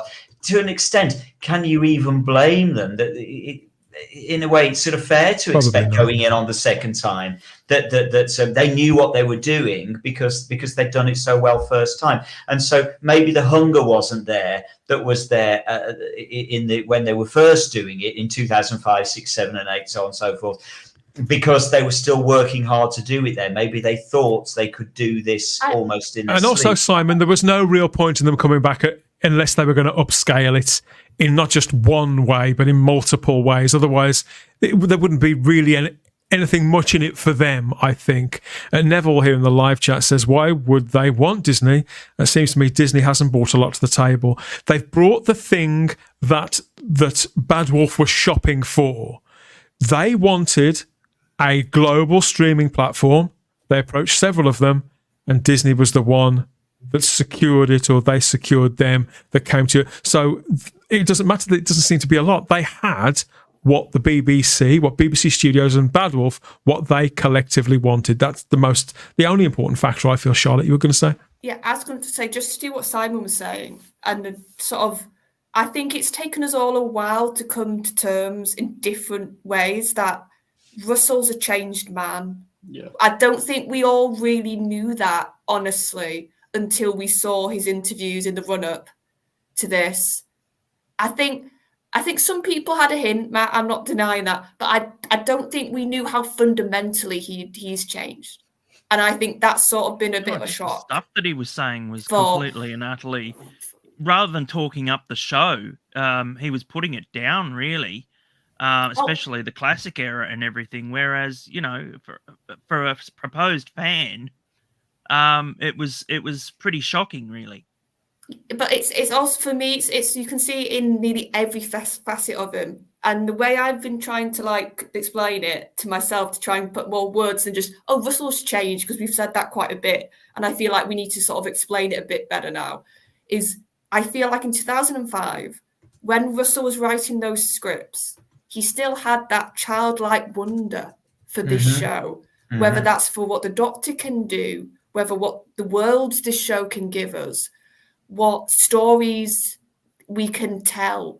The fact that the Doctor in 2005 represented this idea of this stranger's going to come into your life and bring you worlds you've never seen, adventures you've never experienced, sort of beings and creatures you thought could never exist, and they're real because of what the Doctor can do and what the TARDIS can do. And that was throughout all of Russell's first run, and I think I sort of realised this after watching Rose recently, that idea of the extraordinary, the adventure, the magic, the wonder. And you look at Russell writing now, and that child, that wonder, that excitement, he's become a boring adult now writing.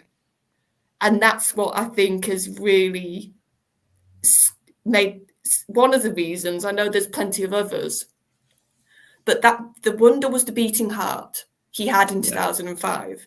That has now died, I feel like, in so much of his writing. And that's the thing that I think he desperately needs to, or somebody, if Russell can't gain that back, somebody else who has got that same spirit needs to come into this show and be the writer for it, and not Russell. Needs an adult.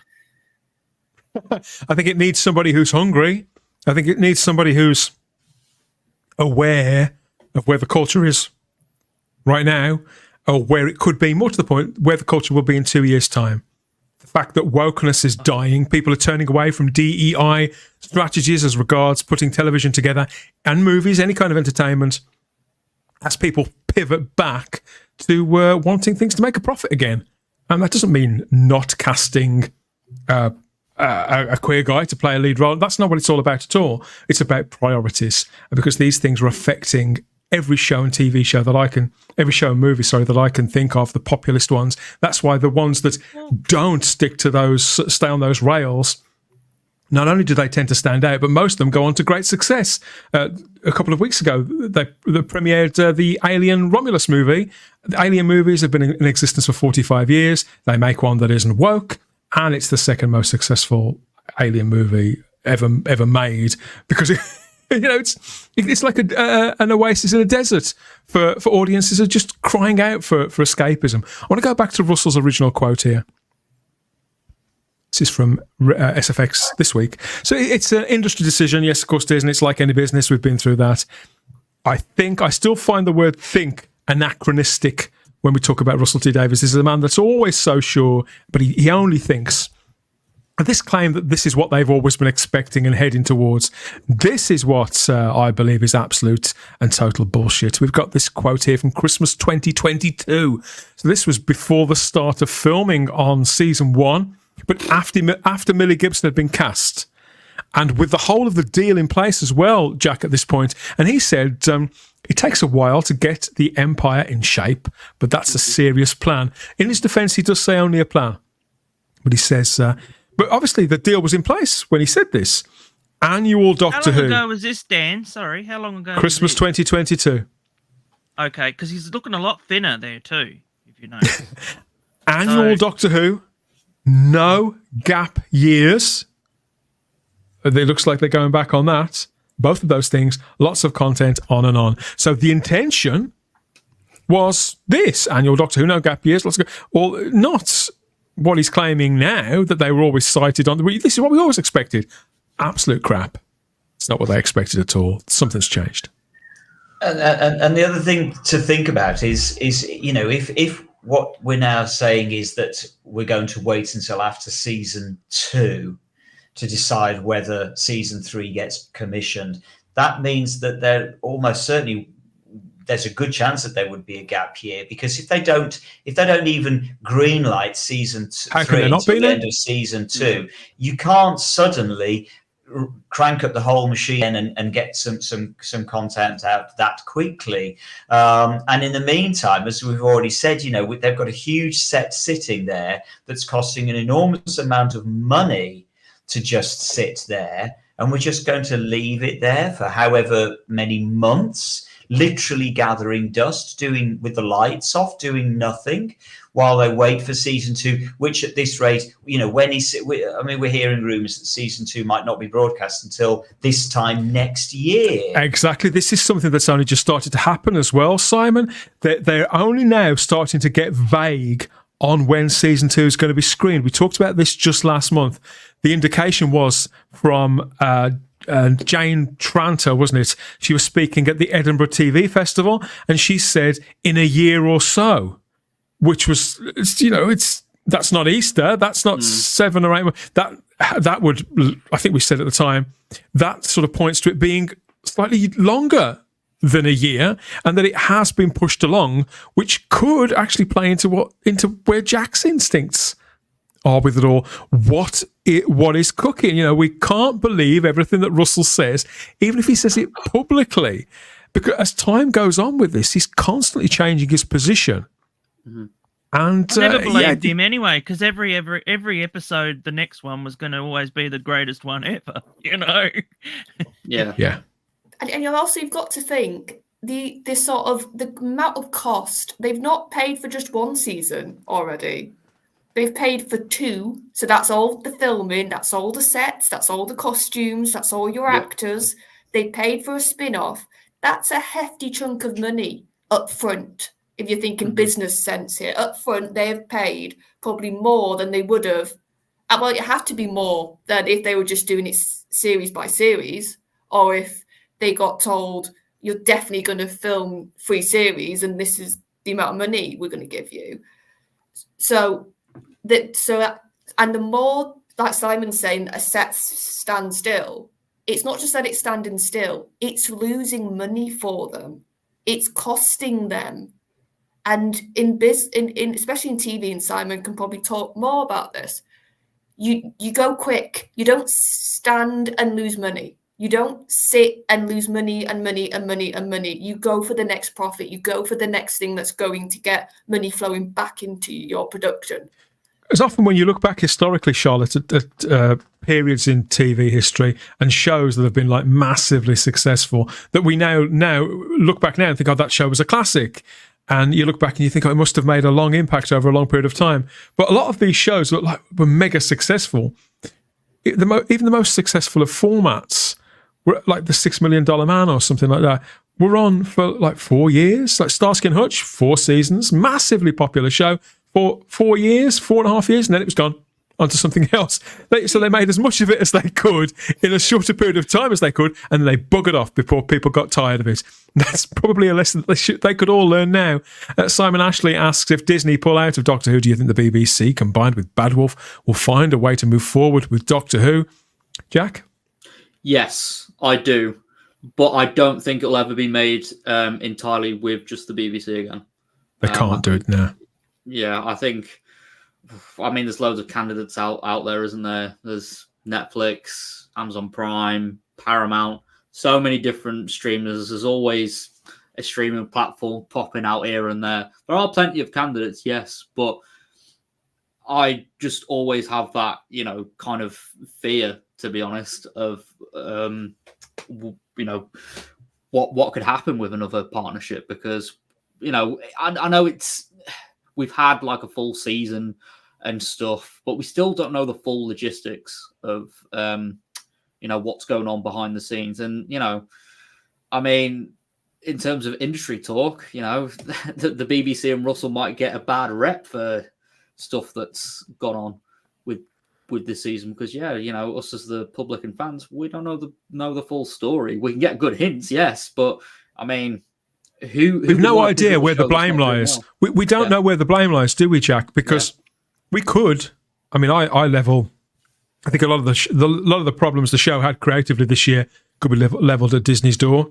They compromised a lot, but it's very evident that Russell isn't. Never mind him. Oh, he's not the man that he was.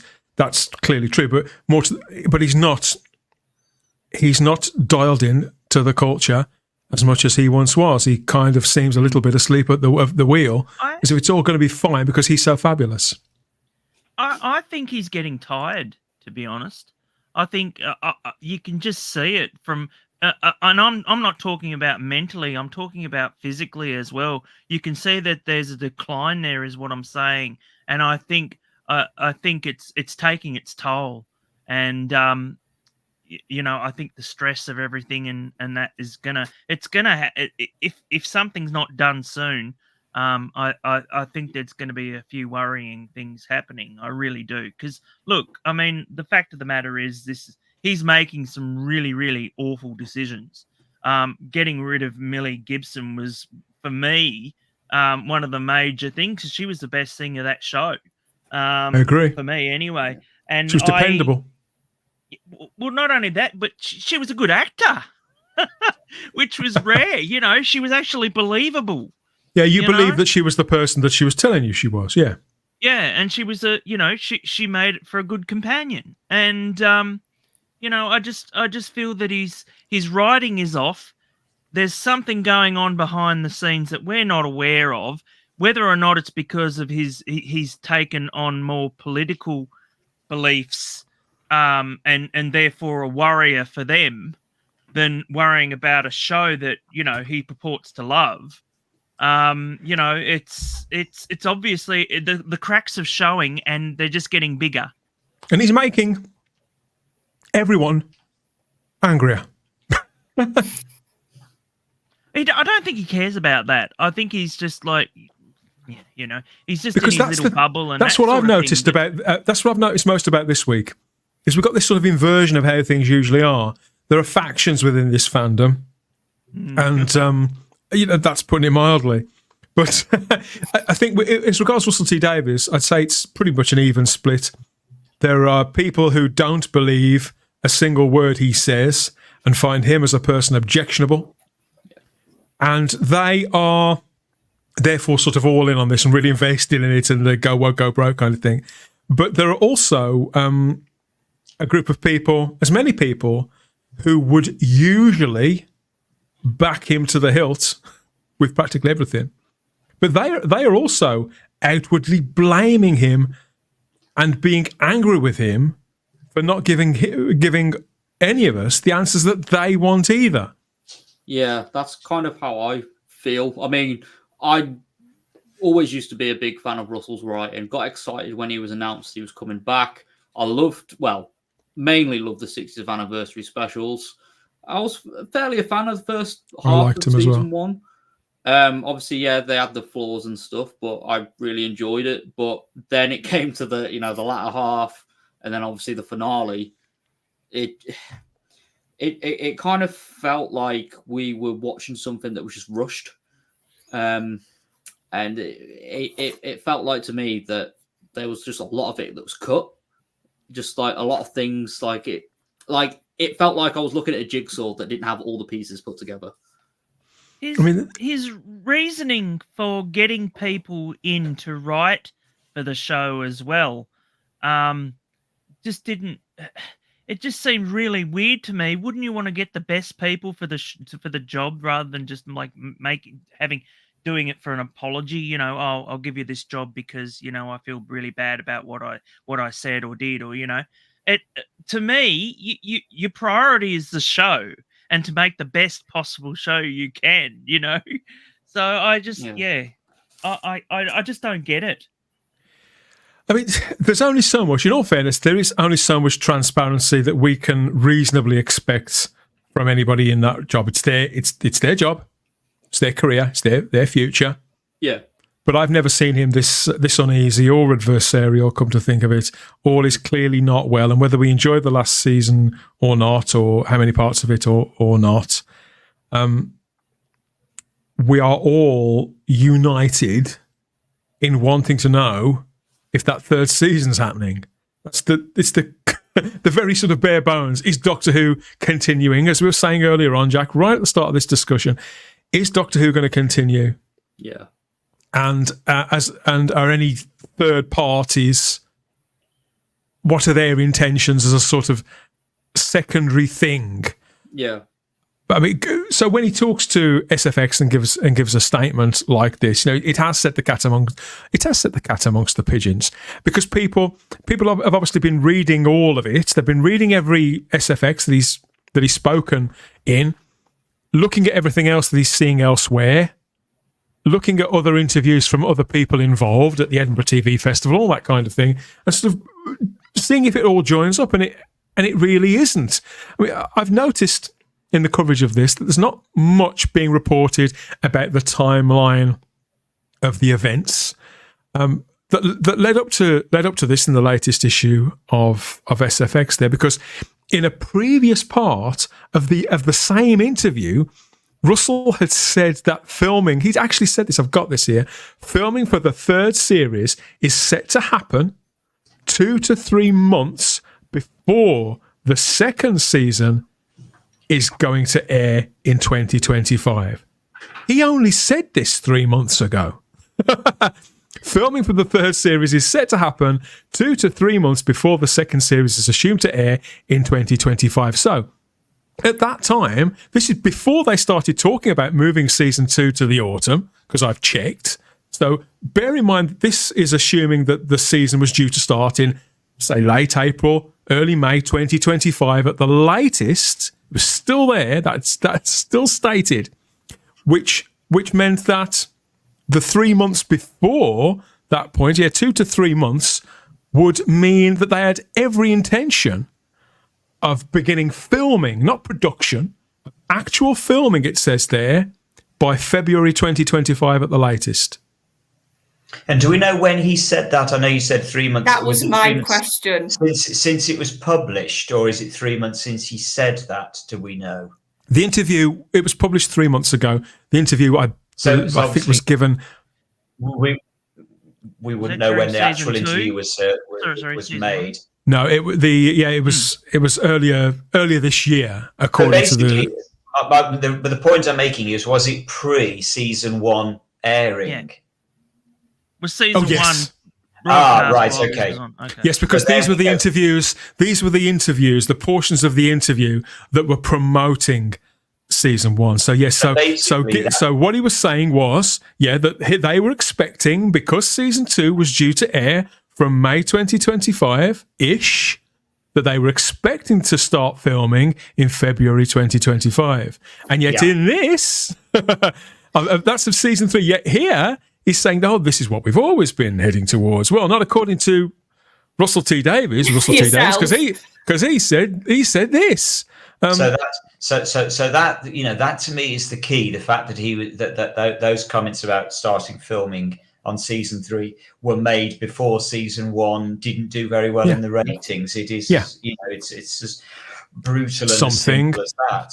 Something has changed, and obviously, people have got those magazines and have been keeping track of this, and so the editor of SFX has waded in on this, because it turns out that this quote, this extra portion here that we've been looking at for the last 30 minutes, this wasn't actually given to SFX at the same time as the rest of the interview.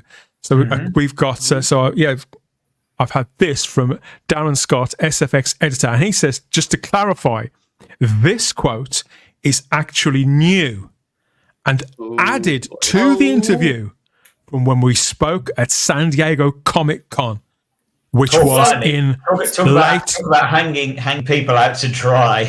So Comic-Con was late July. So what can we take from this? The bulk of the interview was several months earlier, and then they speak to him again, and you get this. So this was certainly after, for example, that I was told that it had been recommissioned by the BBC. We don't know whether this was before or after that Deadline article, if you remember, that started to sow all those seeds of doubt, or the D23 upfront corporate event that Disney held, if you remember, where there was lots of gossip coming out about that. But it probably did, because Russell looked, when we said at the time how uneasy Russell looked at Comic-Con, Charlotte. Well, yeah, and also what I was saying about Shooty's comments. He was saying at Comic-Con, I've been trying to think the exact wording, and I might still be slightly off, but I'm sure his wording was, I don't know about my future beyond season 2.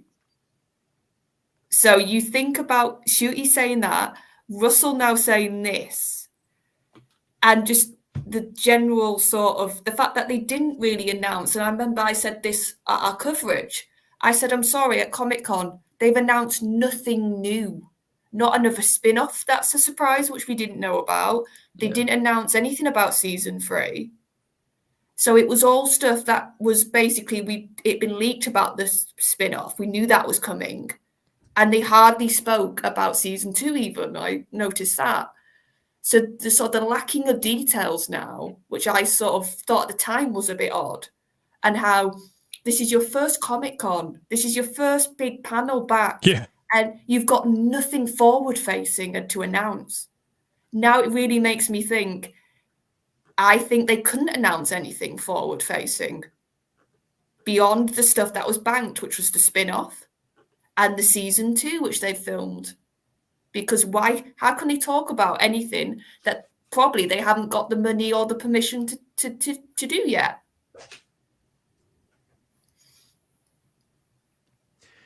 What this is telling me is a couple of things, because I still trust the source of the information that I received. And two things can indeed both be true, Simon. First of all, it seems clear to me that something has gone very, very wrong. Something somewhere along this line has broken down and compromised whatever. Maybe terminally, I don't know.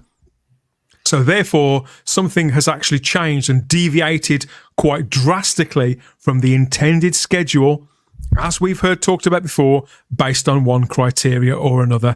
Something has actually properly changed. And I would say that it is fairly clear as a result, despite what people say these days, that ratings don't matter. They obviously do matter, because we obviously are judging it by the ratings. The industry is judging. The 28-day figures would have come out around the same time as well, Simon. Yeah, absolutely. And so the thing is, what we've got to remember is, as I've said many times, that the BBC, Disney, the same, Sony, Bad Wolf, they're all commercial enterprises. They've all got to make the sums add up on the bottom line at the end of the day. And so they have to look at this pragmatically and say, okay, well, the viewing figures are not what we would have expected.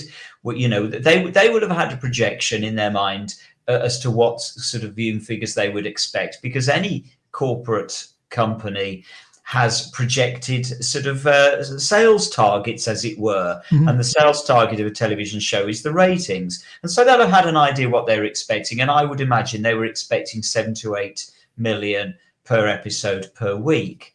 And so as a result, I would say they've sort of had to look at it and take a pragmatic decision and say, look, it's not hitting its targets that we'd anticipated. And so we have no choice. We have to reel it in and rethink it. But of course, the difficulty is, for something like a television show like this, it's very, very public. And so to reel it in is an awkward and a difficult and an embarrassing thing to do, to reel it in and still save face in saying, no, it's all great and it's all still a huge success, but we're just sort of rethinking it. Yeah, how do you do it without it being obvious that it's struggling?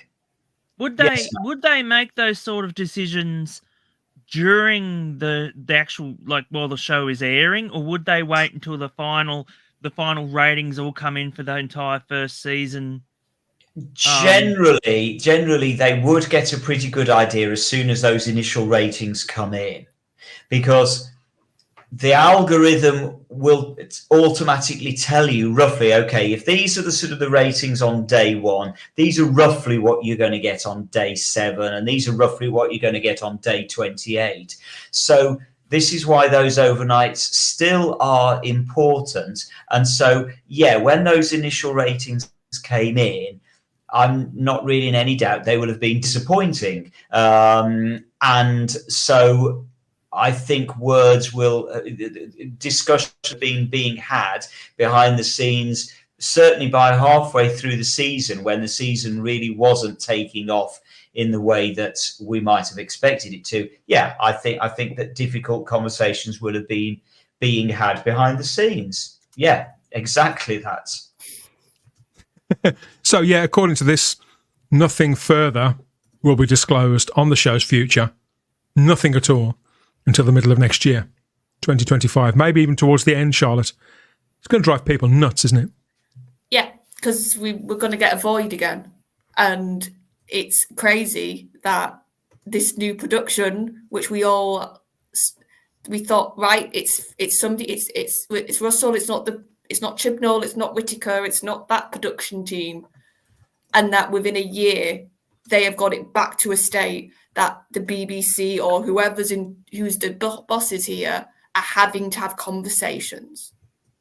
This should have not happened, to put it bluntly. Even this should have not this should have been the shows To be back here again almost immediately. to be this quickly back when you had Tennant as your lead-in as well. You had the most popular actor come back as your lead-in. You had Bad Wolf, which was probably one of the biggest UK production teams we had in this country, independently going. And that we're straight back here. And I just find it...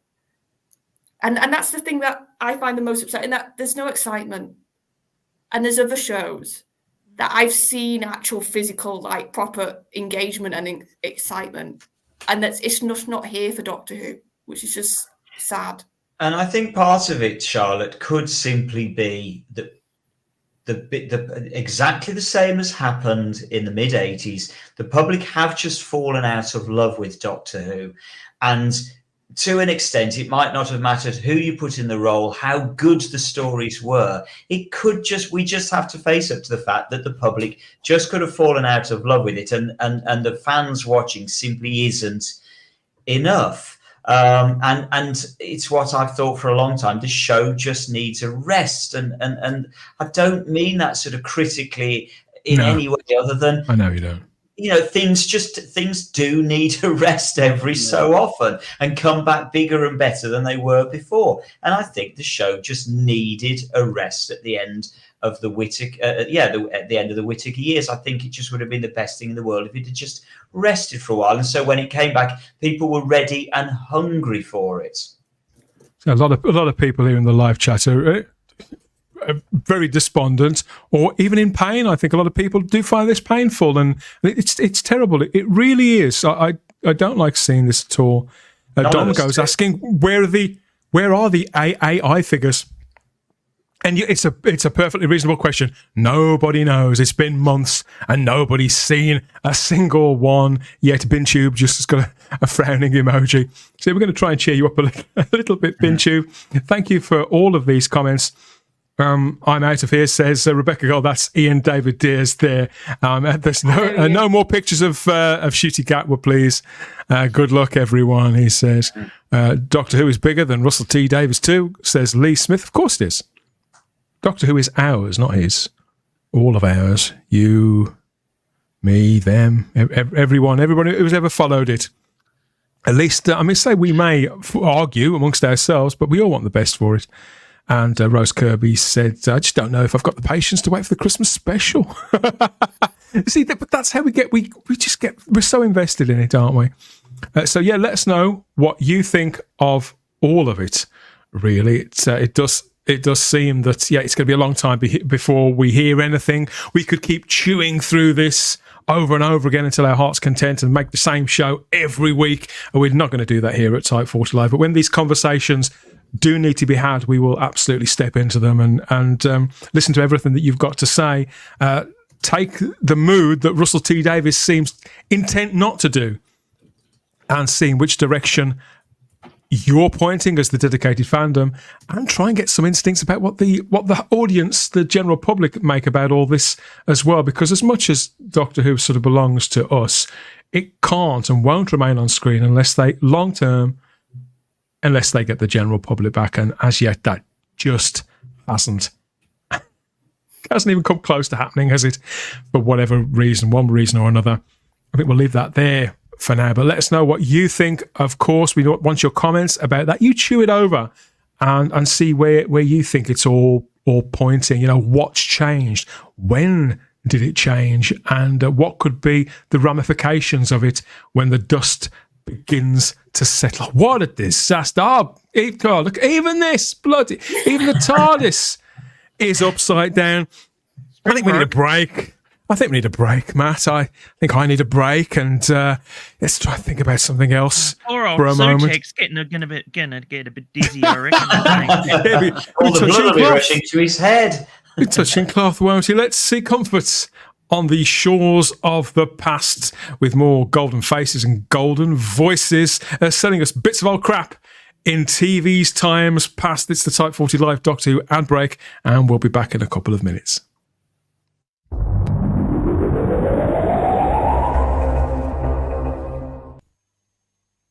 When I pay good money for saucepans, I expect them to last.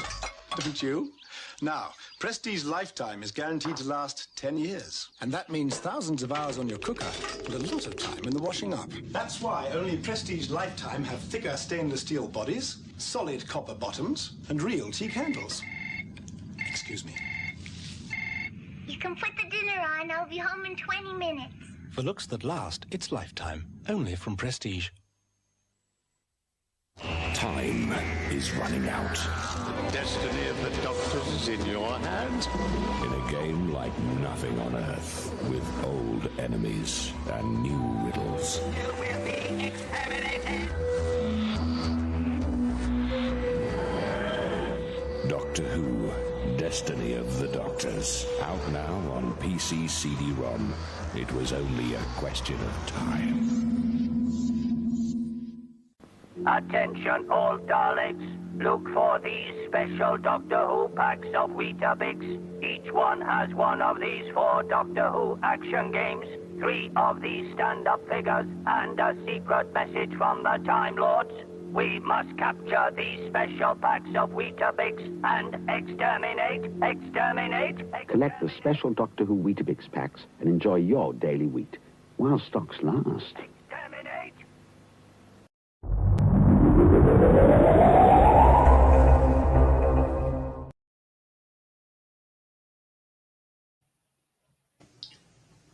Hey!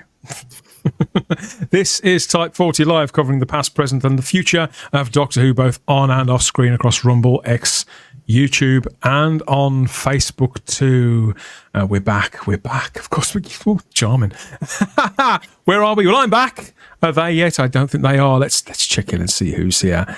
Welcome back to Type 40 Live. I've got Charlotte Shields here for a moment or two, at least. Simon Horton's here as well. We've got Jack in the nerd den there, and Matt Potts up early as well there, our real life time traveller, to make our way through the current week in Doctor Who. The opportunity, let's say. Yes, you take your time, put it away. I don't want to be like Shooty Gatwa. Thank you everybody for the comments. They've kept coming through the ad break there. It's all double speak, says Peter Harrington. Big Mickey is watching. Big Mickey? Who's Big Mickey? Well, don't I want to know? Is he the bloke who runs the kebab shop down Great Leith Street? Lee Smith, Russell T. Davis clearly wanted Gatwa, even though he wasn't fully available. Yes, we've chewed through that one before as well. How immensely frustrating. And Rob says, Russell T. Davis has spent all of this goodwill. Who'd have thought it? You know what? Yeah. Be gone. Be gone, I say, to Russell T. Davis, Simon. Be gone, Shooty, and your dancing nipples. And I'm hungering for simpler times. Charlotte, I am, but you're going off to sort of get some shut eye. Maybe much simpler times. Much simpler times, and I'll see you all guys next week. We'll probably have a bit more of a happier show, I've got a feeling, but I'll see you. Let's hope so. Bye-bye. Next week. Good night. Good night, Charlotte. While the rest of us, we can enjoy the Doctor Who diary. Oh.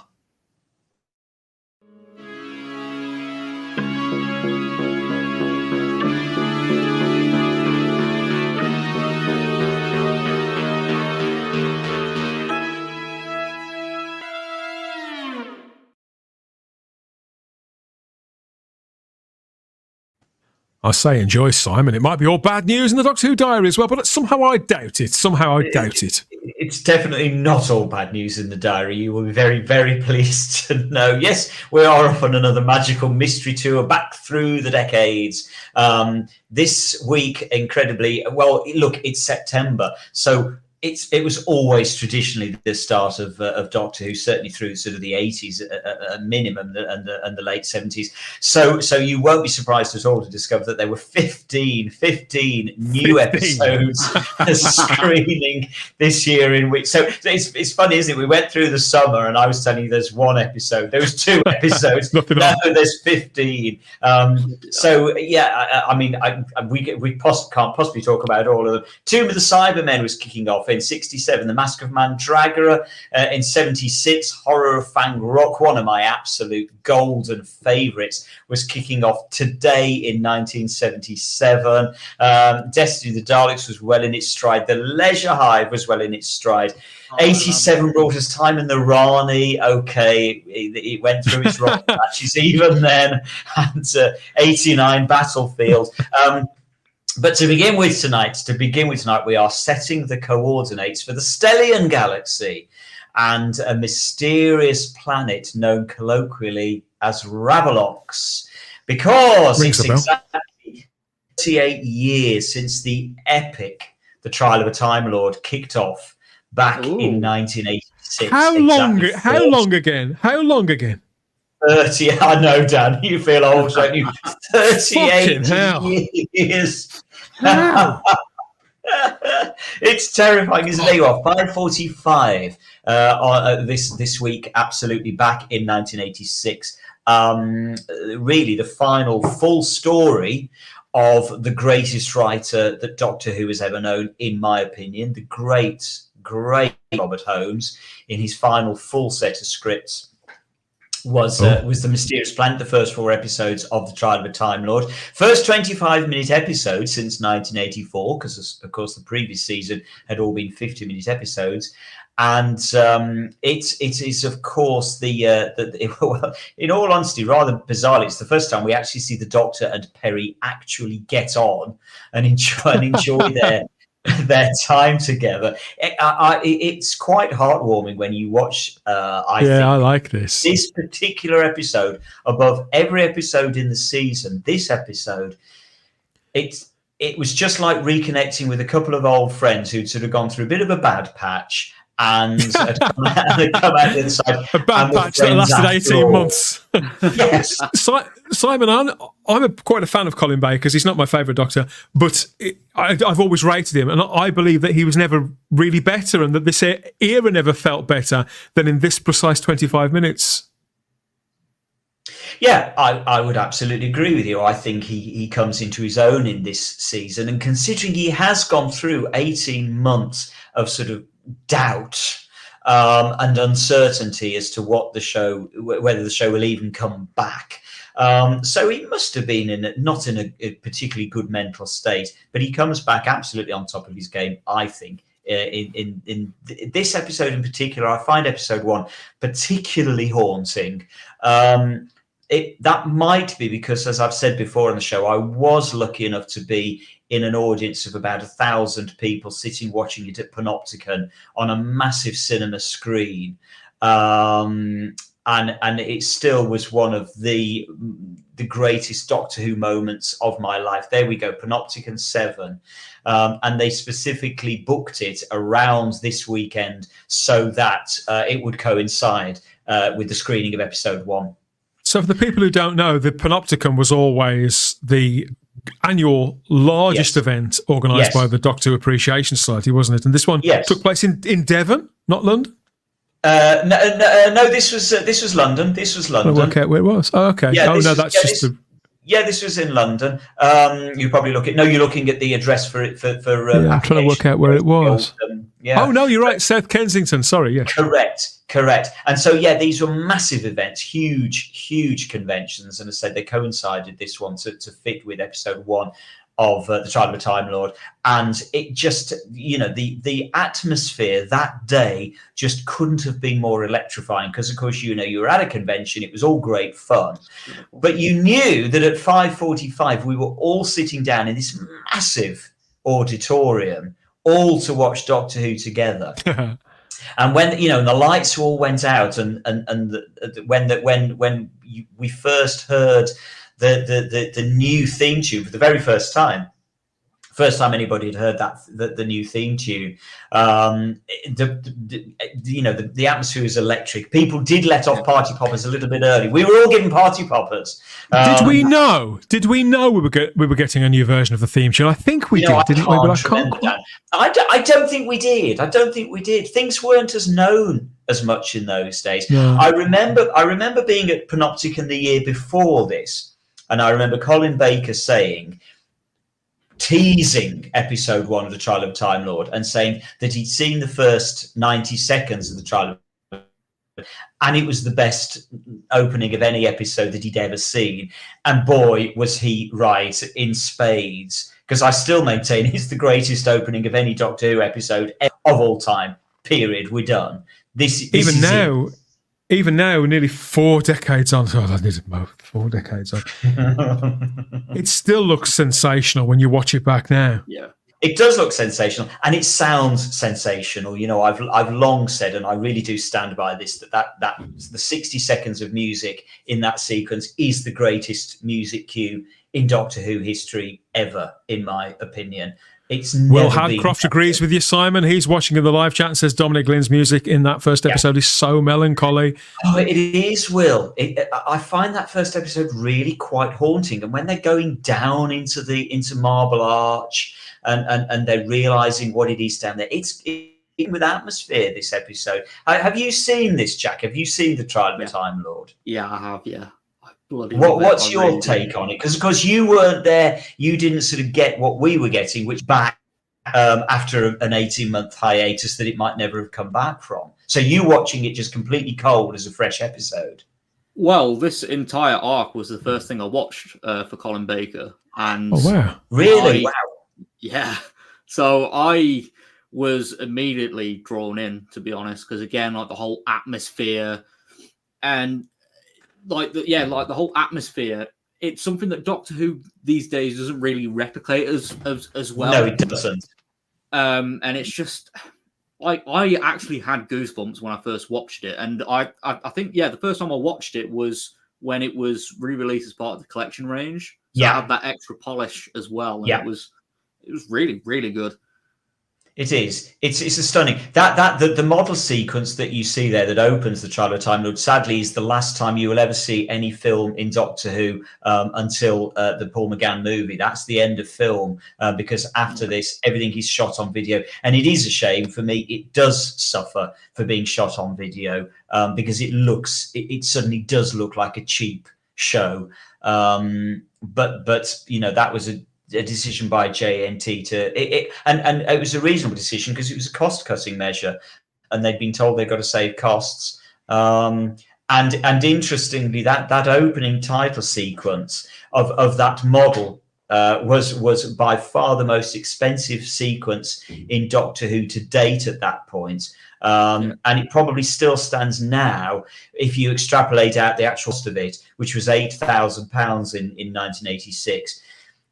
If you convert that to today's money, it's probably still one of the most expensive 60 seconds in Doctor Who history, because it was the most incredible model effect sequence to shoot. It was all done with motion control cameras. That it took weeks to film because they had to do so many passes on it on a motion control, computer controlled camera. And I say it cost £8,000, which was a heck of a lot of money in those days.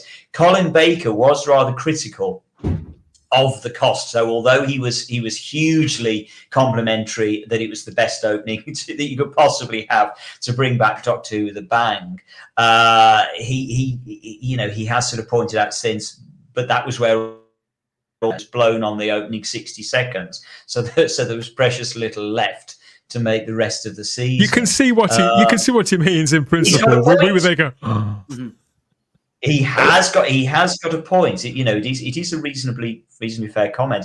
Jonathan Powell, as I say, we commented about Robert Holmes being, as I say, I think the greatest writer on Doctor Who. Jonathan Powell hated the script, and look, let's be honest, it is by far from being the best Robert Holmes script by any means. Yeah. It lacks something, doesn't it? It lacks energy, I suppose. It lacks a lot. It lacks an enormous amount. As much as I love certainly episode 1, it tails off, and it's the greatest. And Jonathan Powell was critical, which shocked Eric Saward at the time. And it was literally at this point, while they were making the Mysterious Planet, that Eric Saward's heart left the job, I think it's safe to say, and he was never the same again on Doctor Who. Jonathan Powell's criticism of Robert Holmes's scripts just broke him, really, because he had so much faith in Robert Holmes. And so to have Jonathan Powell really very critical to the extent where you're going to have to rewrite these scripts, it just came as such a blow to Eric Saber that he never recovered, I think it's fair to say. It was due to be directed, this particular episode, by the first 4 episodes, by Graham Harper. Which is a great pity that he was unavailable to do it. He was already booked, which is a great pity because I think he would have really moved this up to the next level. I think that would have lifted it quite considerably. Yeah. I mean, Nicholas Mallet does a decent job. Sadly, Nicholas Mallet, of course, is no longer with us. He died very, very young. But does a decent job with it. But I think in Graham Harper's hands, this would have been a masterpiece. And it's the first one that's all shot on video, isn't it? So the inserts aren't on film, so it loses something there. I wonder what Graham Harper would have made of that.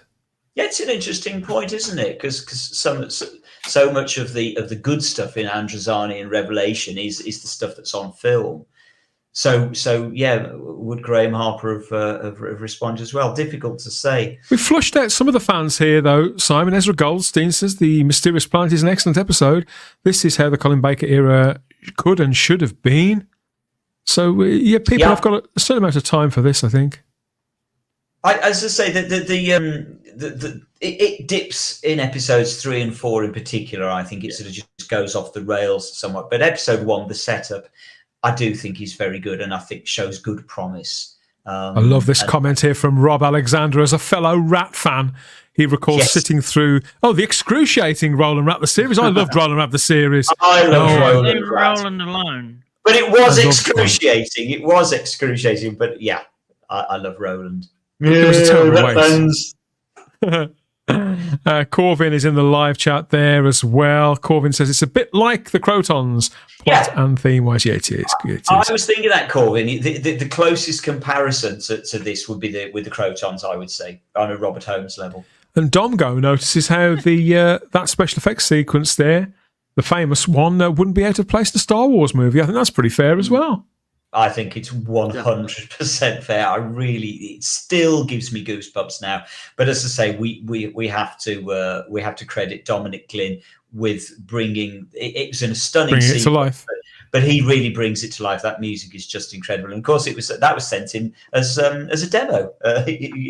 Dominic Glynn sent it in as a demo, purely from the scripts that John Ed Turner had given him. We were chatting to him only on Saturday, weren't we, Dan? Dominic Glynn at Hooverville and reminiscing over this. And he's still very bashful over the fact that I still praise it, and I really do. I genuinely do mean I think it's the best piece of music in Who. My favourite fact from finish on a little bit of silliness. My favourite fact from the always finish on silliness. Always, we always do. Is that Colin Baker, Tony Selby, and Joan Sims thoroughly enjoyed themselves having pudding eating competitions in the hotel at the end of filming each day. And I whether you can guess who won the competition. Ooh, my money would be on the lady. I'd say Joan Sims would have aced it. You're going with Joan Sims. Do you want to place a bet, Matt? Yeah, I'm going to say Joan Sims as You're well. going to come on then, Jack. I'm going to say Joan Sims as well. 3 for Joan Sims. You're all wrong. I'm ever so sorry. Oh no! Who won it? Of course, it was Colin Baker. Oh God! Well, it depends. Did the pudding have alcohol in it? Because apparently the other two gave in after 3 puddings, and apparently Colin managed a 4th pudding. Bloody hell! Everybody in the live chat guessed correctly. Oh, except for you, Daniel. Daniel said Tony Selby, and so did Tony L. So yeah. Wouldn't you love to have been a fly on the wall in the pub on location on that particular evening? I'm still reeling from the fact it's however long ago. But 38 Simon, what a fantastic evening that was. I watched it at home. I say I was enjoying Roland Matt. I was quite happy with it, but it was nervous excitement with which I watched this episode. So it's nice to have it brought back to life. Do you like Trial of a Time Lord? Well, this story in particular, The Mysterious Planet, as we're calling it. Yeah, I remember seeing it because I got to see it around the second time around. I didn't see the original airing of it, so it was on at 3:00 in the morning. So I can't really remember. But yeah, I mean, seeing Joan Sims in it was just I was so cool because I love Joan Sims. Yeah, I love great. the Carry On film, so I was like, oh, I know that actor for once. So, yeah, because you know how they used to get big names and everything, and like a lot of the time, was it like a Ken Dodd or whatever? It was like a Who, Yeah, I'm trying to think. Somebody else was up for the role of Katrina. We only talked about this recently, and I can't remember who you said it was. Somebody whose birthday we were celebrating. Oh, I know who it was. It was Jean Marsh. Was it Jean Marsh? Yes, it was. Jean Marsh, definitely. Jean Marsh was up for the role of Katrina. There we go. Anyway, so there we go. So 38 years old, incredibly. The Mysterious Planet, written, as I say, for me, by the world's certainly Doctor Who's greatest writer. So brilliantly, this is a lovely segue because we go from the greatest Doctor Who writer of all time, in my opinion, to what is arguably, maybe, the worst writer of Doctor Who of all time, and that would be the great Chris Chibnall. Arguably difficult, open to debate. Nobody got this in the chat, which Matt Smith episode we were talking about. It's 12 years since dinosaurs on a spaceship. This is painful. Nobody got it in the chat. I remember where I was when I saw that. I suspect nobody got it in the chat simply because nobody kind of remembers it. Where were you, Matt, when you saw this? I was actually visiting my sister in Melbourne, and I was like, "What the F is this stuff?" I was just like, "Have they ran out of ideas already?" I was just like, "Oh no, what a bad idea."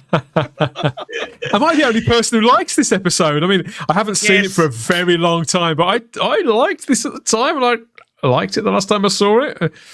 I know. Well, you are allowed to. You are allowed to. As I say, Tony, it's there are plenty of people that love Chris Chibnall as a writer. Absolutely. I'm not a Chibnall fan, so now I'm starting to wonder what I was thinking. This was the one that had me really worried about Chibnall, because once it got announced, I was like, "Oh no, that's a dinosaur guy." I'm trying to think he did. I'm trying to think he did write this episode, didn't he? I'm suddenly having a. It wasn't it? Yeah. He wrote 2 for Series 7, if I remember correctly. He wrote The Power of Three. The Power of Three. That was season 7 as well. Wasn't it? Liked. No, I thought that one was quite. Well, I'll say it was good enough. It was better than this. Well, you see, I mean, I have to be brutally honest. He wrote one of my favourite episodes of New Who, which was 42. Oh, I love. Yeah, I like that as well. I absolutely love 42. So I have to speak as I find. I still think it's one of the best episodes of New Who.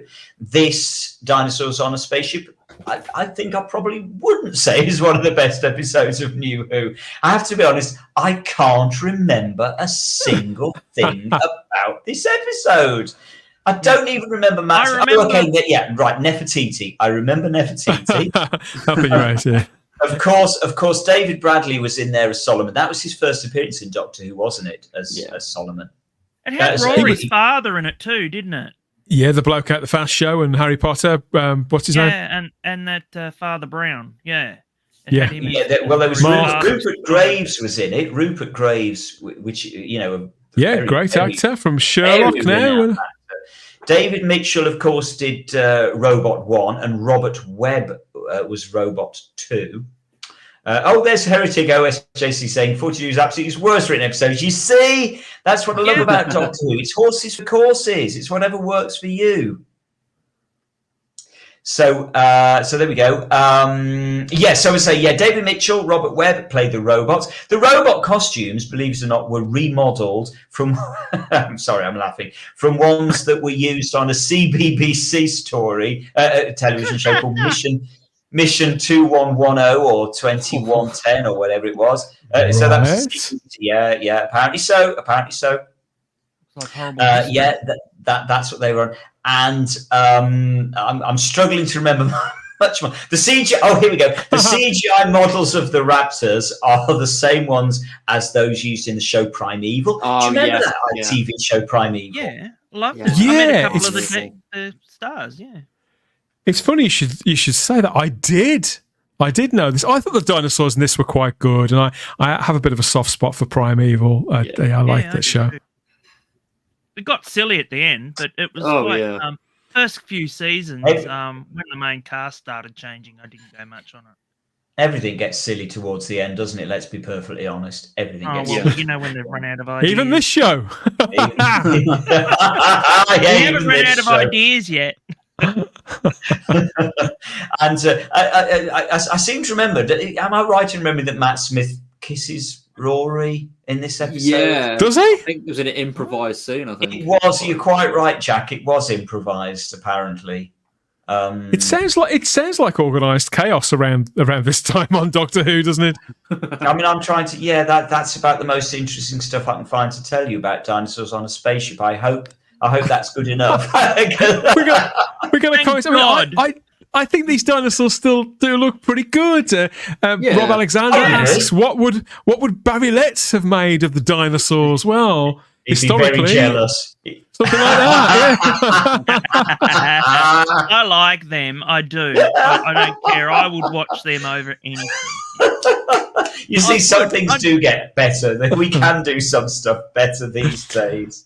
Mark Williams, this is Corvin in the live chat, Hello, says that Mark Williams is very good in it, but then he's good in everything. I quite like this episode, and it is rare insofar as the Doctor ruthlessly kills or allows to die the character of Solomon. I'd forgot about that. Yeah, it was a very steely moment from Matthew Smith, wasn't it? Yeah, great stuff. Yes, and I thought David Bradley was superb in this.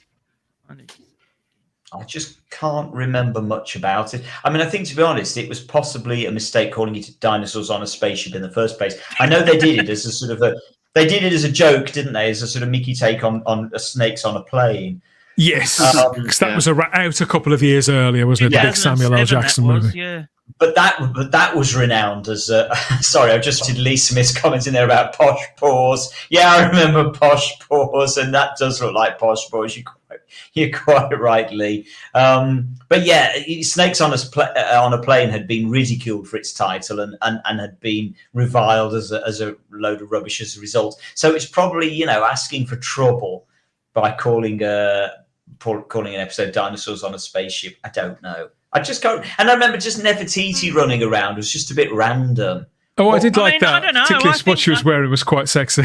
I think Dinosaurs on a Spaceship is a lot better than Space Babies. Let's just say that. Well, don't you slag off Space Babies. That that I love that episode. Sadako24 says that I did. I've had it with these motherfucking dinosaurs on this motherfucking spaceship. Did anybody say that? Nobody said that. That's a direct quote from the Samuel L. Jackson movie. Brilliant. I've never seen Snakes on a Plane, and we have fans. We have some fans of the classic Barry Letts T-Rex, including Stephen Braddock in the live chat, who loves the classic T-Rex. Well, I remember being terrified by it as a kid, and I was 6 years old at the time. So chew it, chew it, yes. Oh. The old Chew It's advert. Do you remember? And the dinosaur at the side of I was thinking that was from an advert. The block of flats, didn't it? God, I love that advert. I have seen that one. Yes. I love that animated, advert. Isn't it? Is it like a stop motion animation one? Yes, absolutely. Yeah. I think in the same way that when we now go back and watch movies that were made in the mid to late noughties up to the sort of the mid teens, whatever we're going to call that decade, then now when we see a lot of those films, because it was before the culture war and before wokeness, a lot of the movies at that time that seemed a bit shit. I was talking to somebody about this earlier on, come to think of it. It was The Rabbi from Another Planet. And you watch some of the films back then that seemed a bit sort of low tier, low energy, or not distinctive enough. You watch them now and they seem really good because we've had years and years of dross in between. I think if I went back to Dinosaurs on a Spaceship now, I'd probably think it was absolutely fantastic and very frothy fun. Just like a lot of people have said in the live chat here, how much fun this episode is. So, in all truth, I haven't watched this for a really long time. Me neither. I'm feeling a bit guilty now. I feel like I should go back and watch this. Same here, to be fair. But that's what the diary's like for. Going to watch Jodie Whittaker. God, no! You got to draw the line somewhere, mate. Got to draw the line somewhere. I know. I got warned. Charlotte told me off. Like Russell T Davis, Chibnall is a better drama writer, says Vanessa Law. Probably. Yeah. Well, as I say, he did the best episode of Torchwood as well. So yes. I remember being very chuffed when he was coming on board to run the show, because I actually thought some of his episodes were actually some of the better episodes. He wrote The Hungry Earth, didn't he? And I loved The Hungry Earth. I didn't like episode 2, but episode 1 was great of that. So yeah, he did some good stuff actually. So even if your memory hasn't been completely sort of enhanced by Dinosaurs in a Spaceship, maybe it's been jogged a little bit, and people will go back to their DVDs or Blu-rays. I don't know. Yeah, I'm tempted to go back and rewatch it myself. I have to be honest. I'm a bit feeling a bit cruel actually on Dinosaurs on a Spaceship. I'll let you know if I get around to watching it this week. So anyway, yeah, 12 years ago. That 12 years ago. You know, even that's 12 years ago. Time go. 12 years. I know. So happy 12th birthday to Dinosaurs on a Spaceship, and there we go, and there they are, just sort of traipsing off into the sunset. And so finally this evening, we're wishing a bit of a heavenly birthday to somebody this evening. One Louis Mahoney, who would have been 86. Sadly, he died 4 years ago in June 2020. He was in Blink, wasn't he? Absolutely. Well done, Matt. Spot on. He played Billy Shipton in Blink back in 2007. But he was also, there he is on the bottom right, he was also in a story a lot earlier that somebody, I think Sadako24, has already mentioned in the chat for a reason. Sadako24 was comparing Dinosaurs on a Spaceship to Planet of Evil in a rather roundabout, weirdy sort of way. But there we are, top left-hand corner, Planet of Evil, because Louis Mahoney plays the character of Ponty in Planet of Evil, this from 1976. And he was also actually the newscaster in Frontier in Space way back in 1973. So he'd actually appeared in Doctor Who 3 times. I always forget about that third appearance. It's very fleeting, isn't it? Very, very fleeting. I don't think he's even credited, as I recall, in Frontier in Space. So it's literally blink and you miss it. But Ponty in Planet of Evil, he's front and center right the way through Planet of Evil. And I have such distinct memories of Planet of Evil, and I just, for some reason, I just remember his characterization very, very clearly. He's a cracking actor. He was great in both of these episodes. I remember. I mean, to be honest, there's nobody in Planet of Evil who's bad now. When I look back, it's not. It's not a story I rewatch a lot. I'm not particularly fond of it, but the cast is fantastic. I love the effects in it. I love the effects. I must be honest. I love Planet of Evil. Jack, have you watched Planet of Evil yet? No, I haven't. No. Oh, I love Planet of Evil. You're in for a treat. 42. Yeah, there we go.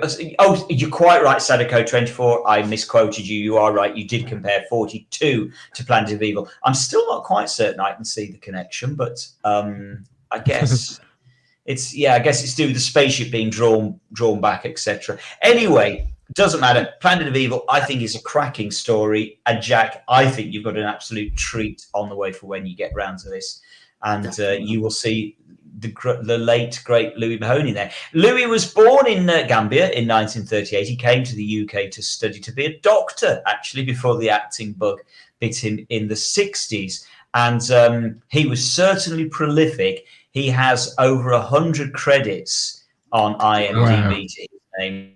He did a lot of stuff. So, for example, Danger Man, Dixon of Dock Green, Z Cars, Faulty Towers. I'm guessing that's up on screen at the moment, probably Dan. What would that have been? Would that have been Crown Court? I think. Yeah, that's what I'm thinking. I'm assuming that would be that. Fawlty Towers. Yeah, he literally is in the... There we go. He's in the Germans episode as Dr. I never even put two and two together that this was the same guy. Obviously, he doesn't look that dissimilar to how he looks in Planet of Evil, but it's a completely different performance. Exactly the same beard as in Planet of Evil. And a very, very memorable performance. In Fawlty Towers. Also in The Professionals, in Miss Marple, yes, Prime Minister, Bergerac, The Bill, Casualty, Holby City. Do you want me to go on? He's just been in all of them. What series wasn't he in?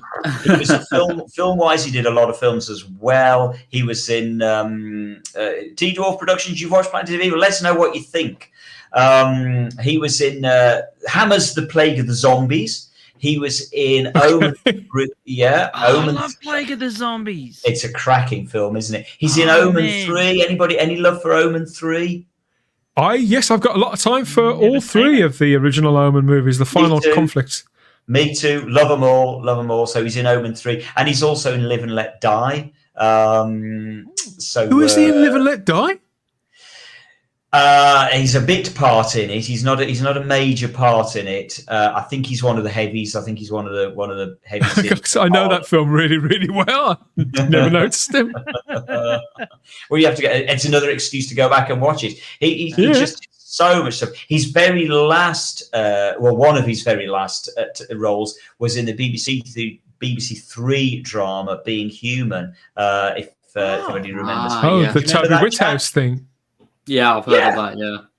Yeah. So that was it. Bless him. He played Leo, a dying werewolf. Oh, she's rather sad, really. Yeah, he was a dying werewolf in Being Human. But his role in Blink, you're quite right in identifying that, Matt. Yeah, he's only in it very briefly, isn't he? At the end.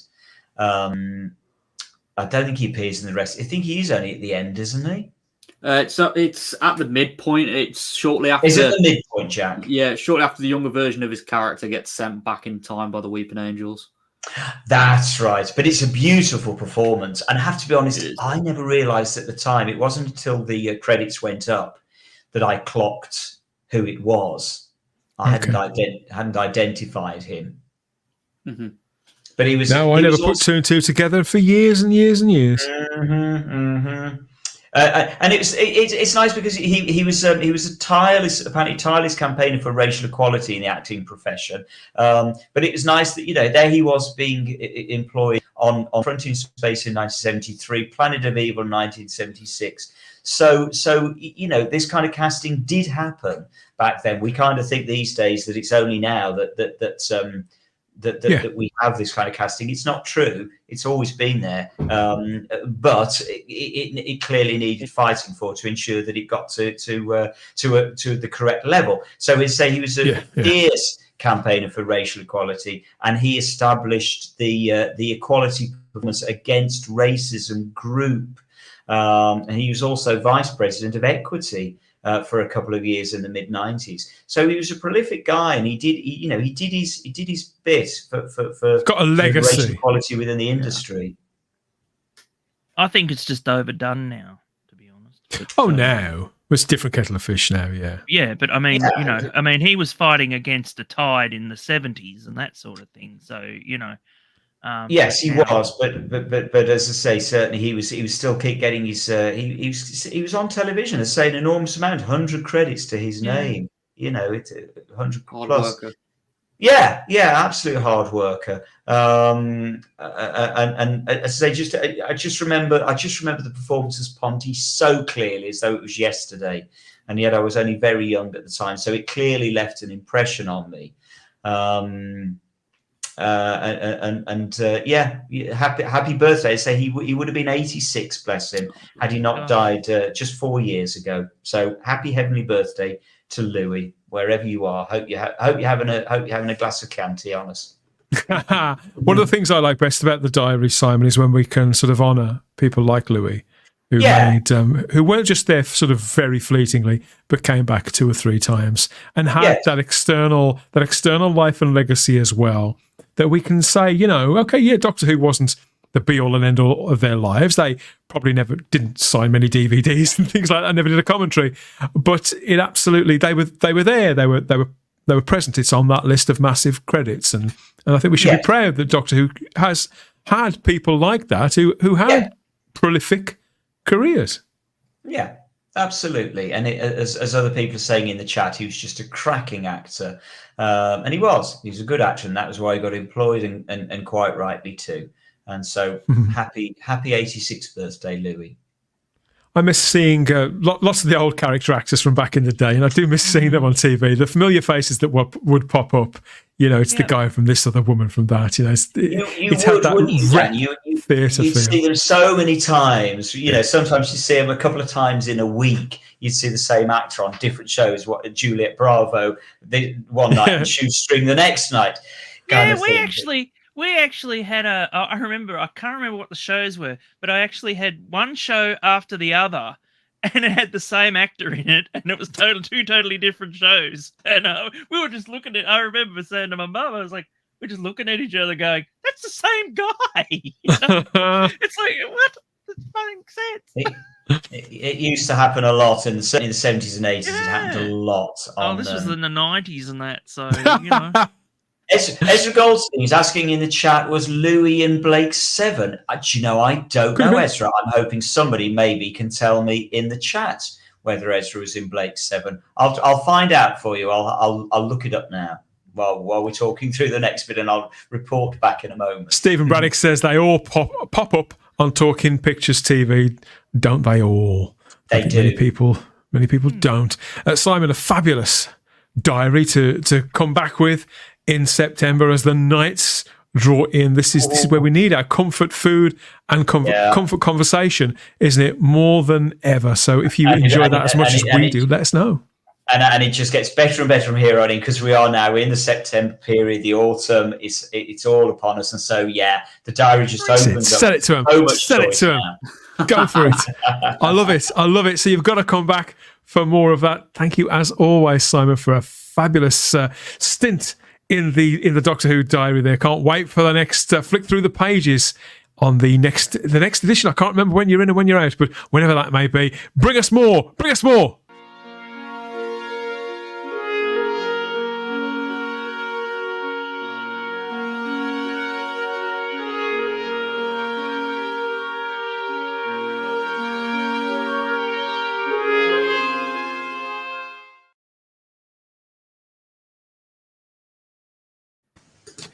Yes, this is Type 40 Live, where we talk about the past, the present, and the future of the entire Whoniverse, both on and off screen. We have got comments there from people watching in the live chat across all those places, listening to our nonsense and chipping in with something a lot more insightful.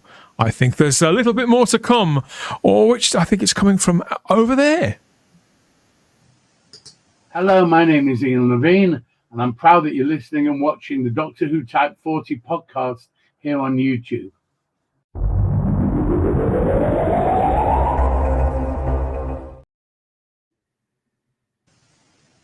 Yeah, well, of course. One more thing. How could I forget? As ever, we're rounding things off with a last look at the view screen. It's our regular eye up your temporal schism in search of the prettiest pictures from out there in the Whoniverse. So I'm talking about all manner of fan art. It could be digital art, traditional artwork. It could be crafting, a little bit like this. All kinds of crafting items. There's a postbox topper. I really, really love that. Or cosplay, or anything else. And we need to get it up on the view screen here. So what we want you to do is to tell us about the fan artists and creators that you follow, and then we can fill the screen with all their goodness. Okay, so where are we going? Where are we going next? Where are we going next? Where are we going first? We are going here. So I'm happy to say that whilst we're off, we were contacted by a proper cosplayer. I'm not just talking about the likes of us who put on a funny hat and affect a strange accent, Simon. I'm talking about the real deal here. And one such thing is this guy. This has been sent in by Darren Hudson, who has got one particular incarnation of the Doctor down to a fine art, including those all-important accessories. Oh. That's brilliant. Walking artwork here with Darren Hudson as the second Doctor. It's all in the body language, isn't it, Simon? Absolutely. That's brilliant. And even got the stripes around the recorder. Love it. And the handkerchief. Excellent. Darren was most keen to see what people thought of this. We want to get some more cosplay up on here, don't we? Where's this taken? Do we know where this is taken? I don't know where it was taken. I mean, it could have been in Greg's, somewhere like that. It looks like the Doctor Who experience, because that's the moment sat behind him. But when I went, and I think it could have been when it was at Olympia, because it wasn't. I saw that in Cardiff, and it wasn't there. If you know what I mean. That's uncanny. Looks like Troughton, says Stephen Braddock. Fantastic second Doctor cosplay, adds Ezra Goldstein. Got another fantastic here. And Simon Ashley loves it, Darren. If you're watching, I know Darren was very keen to see what people thought. Brilliant, says Tony L. Nice. Says, I always feel like saying nice in the same way that, what's his name in the Fast Show used to say nice on the jazz. John Thompson who did that, wasn't it? Nice. Exciting, says YW. Yes, it is. It's fabulous to see. Obviously, the Cybermen are anachronistic. Maybe this is from an adventure that happened in the future. An excellent future. I'm going to say the Five Doctors. In the Five Doctors? Yeah, could be. Yeah, could be.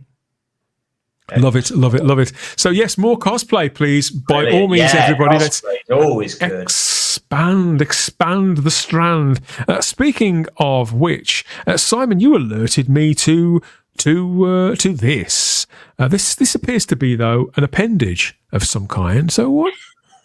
What on earth is this? What this is, this popped up on social media this week. And what this is Davros's finger. Yeah, this is Davros's finger from Revelation of the Daleks when he gets blasted off by Orsini. Of course it is. Yeah, absolutely. There are two fingers that are blasted off by Orsini at the end of Revelation of the Daleks. Apparently, Colin Baker kept one of them, although I understand that he's promised to give he has promised to give it back. Apparently, it was being spoken about this week on social media that Colin Baker has promised to give this finger back that he kept. But that's it. The other one is one of the things. There you can see the real fingers. But the fingers that were blasted off. And one of them is up for sale, incredibly. There we go. Okay. The movie, Matt Stowe of the movie Reliquary. This is up for sale at the moment with the movie Reliquary. Not sure what the price is. Don't ask me. Apparently you're quite right,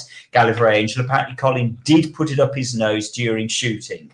We're not sure. We're not sure whether this was which finger it was that went up Colin's nose, but it could have been this one. The conversations we have on this show. As it wasn't going anywhere else. Who can say? So yes, to say this. I just thought this was just so ridiculous this week that it came up, just so quirky to find that Davros's finger is still out there and is for sale. And if anybody is interested, as I say, I don't know what the price is. I think they're sort of open to offers on it. It is indeed, Rob Alexander. You're quite right. It's signed by Terry Malloy. You can just about make out. Hiding underneath there, I think the T of Terry. Yes. It is signed by Terry. So we know that it is an absolute bona fide. It's a genuine article. There you go. You can just about make out the Terry again there. This is the Davros is giving us the finger. What's it made out of? It looks like it's made out of foam. Yeah, I think it probably is made out of foam, almost certainly, Matt. You can just about see at the end there, sort of the foam on the far left-hand side. Yeah, I see what you mean. Survived all these years. What are we talking? We're talking. We're talking. 39 years. Yeah, 30. Yeah, absolutely, 39 years. How can it have survived that long? But there it is, and it's now. You'd have thought it would have perished, Matt. I have to say, particularly made of something so. That's why I thought it was plaster. That's why I was surprised it was made out of foam. So I think If anybody out there is interested in purchasing, this, as I say, it is available. Cole. And absolutely, and pop onto the movie Reliquary website and contact them. It's showing on their website as sold, but I'm sure that at the moment it still is for sale. So who can say? But it's definitely worth it if you've got a few bob. I haven't got a clue what this would go for. I'm guessing this would be in the 4 figures. For this, I'm sure. Really? You can't, unfortunately, for some of the people out there, no, you can't put a battery inside it. There's no room for that. But it'd look fabulous. It'd look fabulous on display, maybe. I don't know. It's a talking point, isn't it, for the dinner parties? It's a talking point. You know, I do about stuff like this. Someone's people salad or something. You've been watching The Hitcher. Heaven knows what could happen. I mean, you could accidentally sit on it, and then where would one be? I think you're far better off with art that you can look at or wear, like something discreet. Simon, like a tie, maybe. Yeah, like a tie, yeah, because you also sent me this as well. This picture of the Brigadier, for example. The Brigadier was rarely without a tie, wasn't he? It didn't really matter which season and what was on his head. Absolutely. I think he always wore a tie, didn't he? There's a challenge for anybody in the chat. Is there any point at which the Brigadier doesn't wear a tie? Not sure. Yeah, let us know, because you can get this as well, can't you, at the same place? You can buy this as well. The Movie Reliquary also have this for sale, which is an original screen used tie. I don't know how many of these were in existence. This was 64. being discussed. It was being discussed about on social media about whether this was a season. I think this is billed as a season 9 and 10 tie. So people were saying, well, was the season 8 tie different then? Not sure. The jury seems to be out on that one. But apparently this is, we've got the providence with this, that it is a screen use tie. And rather beautifully, apparently, Nicholas Courtney did talk about this when he was still alive, bless him. He used to say about how he had dropped mushroom soup down the tie during lunch in the BBC canteen. And if you bring the photo of the tie back up again, you can actually see the stain on the tie, on this tie that is up. There it is. There is the stain. There is the stain on the tie. And apparently the wardrobe lady was apparently less than impressed that Nicholas Courtney had gone to lunch wearing his costume and had got mushrooms. I guess we just should be grateful that it was mushroom soup and not tomato soup, because it's a mushroom tie. So, good point. You can bear it. And there's the BBC scroll inside, so that you could buy this. You could buy this. I mean, again, I'm reckoning this will go for 4 figures. It's this is a piece. But I was going to say, what would something like this go for? I have no idea. I would never part with a tenner for something like this myself. It doesn't. I just don't get it. But I know that there is a massive market for it. I'd love to speak to somebody about this. Yeah, I must be honest. I would love to talk to somebody about this. It's fascinating stuff. It's a whole. We've never really gone down this route before of props that are out there. And you could own it. It's to say it's up for sale. And the Movie Reliquary have loads of stuff constantly up for sale. That things come and go. Your chances there. Go and get onto the Movie Reliquary website and have a look. There's some fascinating, not just Doctor Who. They do loads and loads of sci-fi stuff. Have you been on, Jack? Have you ever had a little dive into? No. You ought to go and have a look. Do you fancy a prop? Do you fancy getting a prop, Jack? It depends on what my budget is, but by the sounds of it, I can assure you won't afford it. What can I get, mate? None of it. What can I get? I just checked the petty cash. What can I get for £2.12? We should have done a whip round at Whoniverse, shouldn't we, Dan? We could have bought. Can you imagine if we'd been able to buy Davros's finger and we could wave it at the camera every week on this show? I suppose that for the cash strapped amongst us, you could probably make them yourself if you felt so inclined and were talented enough. Like plenty of people out there are, including Darren Wilshaw. Now, he sent this in. This is something he created over 2 decades ago, but it's wearing very, very well. You may find it familiar. Wow. This is his very own Mr. Sin from your favourite Doctor Who story of them all, Simon, I believe. 100% my favourite Doctor Who story. That's incredible. Do we know what he's made it out of? Is it papier-mâché? Is it fiberglass? He hasn't. I've never thought to ask. Sorry, Darren. Get in touch in the comments section, mate, and tell us what you made it out of. Intrigued. Papier-mâché, you think, Matt? It looks like papier-mâché to me, but surely it wouldn't survive 20 years if it was papier-mâché, would it? I don't know. Maybe he's coated it in something. I like the fact he used a shoelace for the moustache. I'd noticed that. I think there we go. Look at that. It is a shoelace. Now that's clever. That's ingenious. That is. That's ingenuity for you. And I love fabulous stuff. Mr. Sin absolutely terrified the life out of me. So he was the ventriloquist dummy that came to life, wasn't he? In the talons of Weng Chiang, started bumping people off, strangling folk, and jumping out of wardrobes and shit like that. He was a proper little loon. Oh yeah, the peaking homunculus with the cerebral cortex of a pig.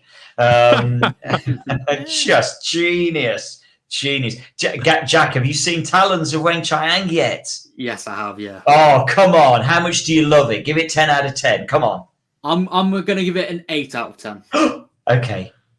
Can't imagine where it loses 2 points, but it's okay. We're still friends. It's a belter.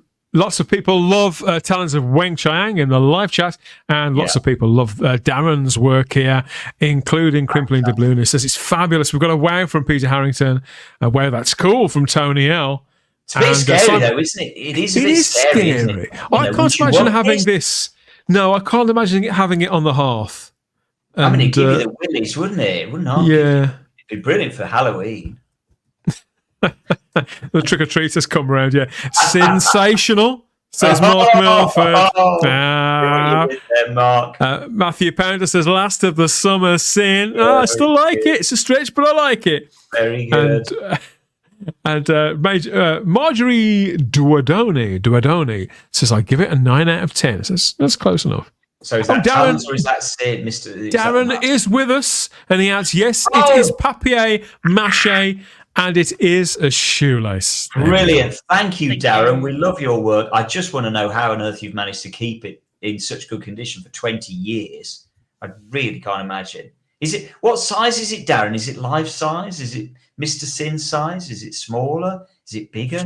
What do you do with it? Do you put it on a shelf to show it off? We need more information on this one, Darren. What's the can that you're sitting on? You know, is it a can of tomato soup? Is it baked beans? Is it soup? We need to know. We need to know these things, Darren. We're very intense people. More information, Darren. We love it.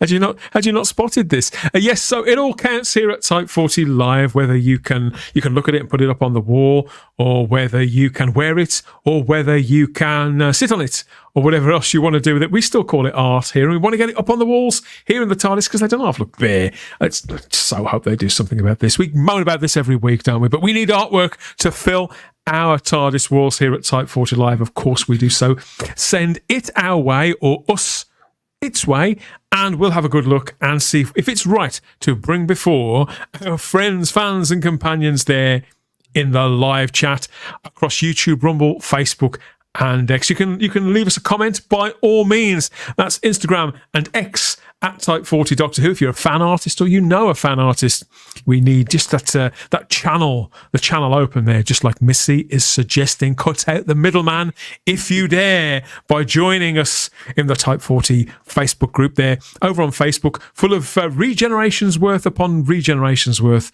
of Doctor Who fans. I'm not claiming that all 4 of these guys are members of that Type 40 Facebook group, but you'll never know for certain which, if any, is a member until you join up. So go and head over there and fill the walls with your artwork and your comments, articles, and everything else. But just remember to keep it cleanish. Behave as if Sylvester is a member and he can see it at any time, and then we're on the right page. I think, Jack. That's don't post anything you wouldn't want Sylvester McCoy to say.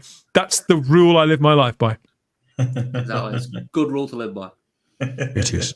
It is. Thank you, everybody, for all the comments there across YouTube, Rumble, Facebook, and X on the show back. I keep saying show back. We've only been off a fortnight. We've only had 2 weeks off this entire year, so we keep coming at you with more. And there was lots we didn't have time for as well. That basically, lots of people have been saying some pretty stupid things since we've been away, and we'll get around to talking about some of it, I think, if time allows, but who knows what will whiz its way out of the vortex and whack us between the eyes between now and the next one. There is more coming up at the start of the week. Look out for us on Monday.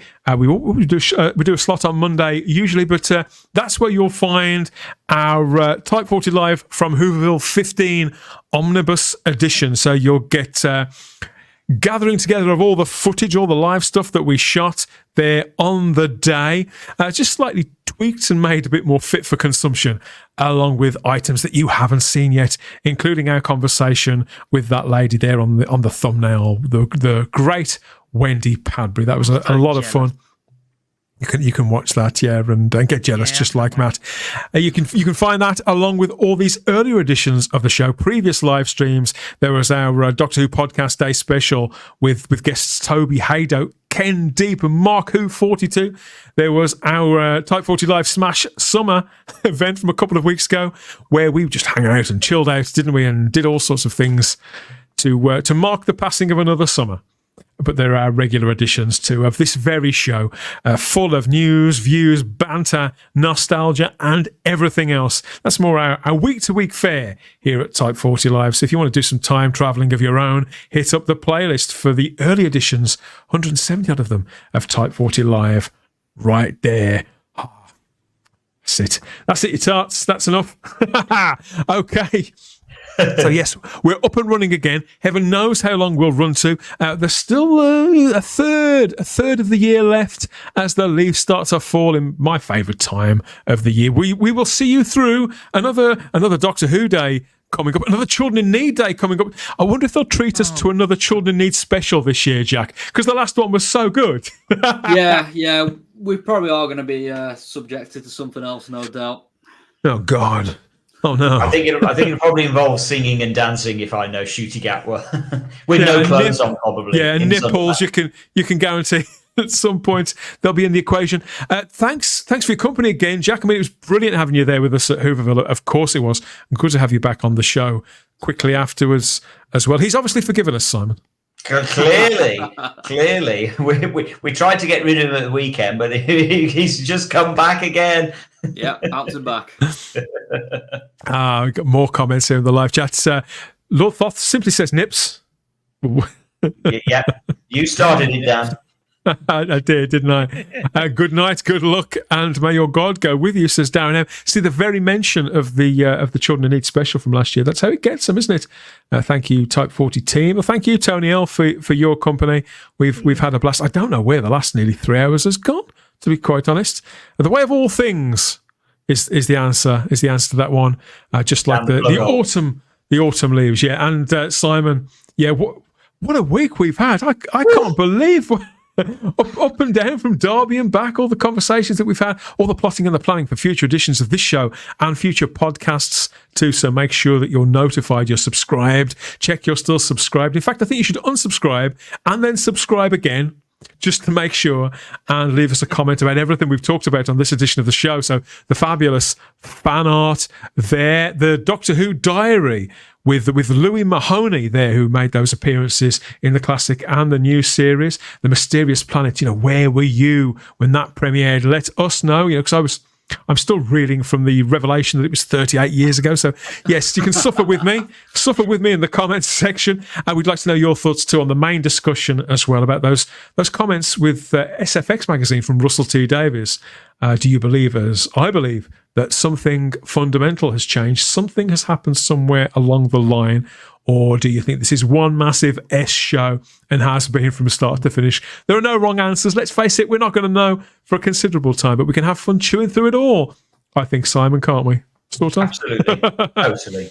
Lots of fun. Always fun.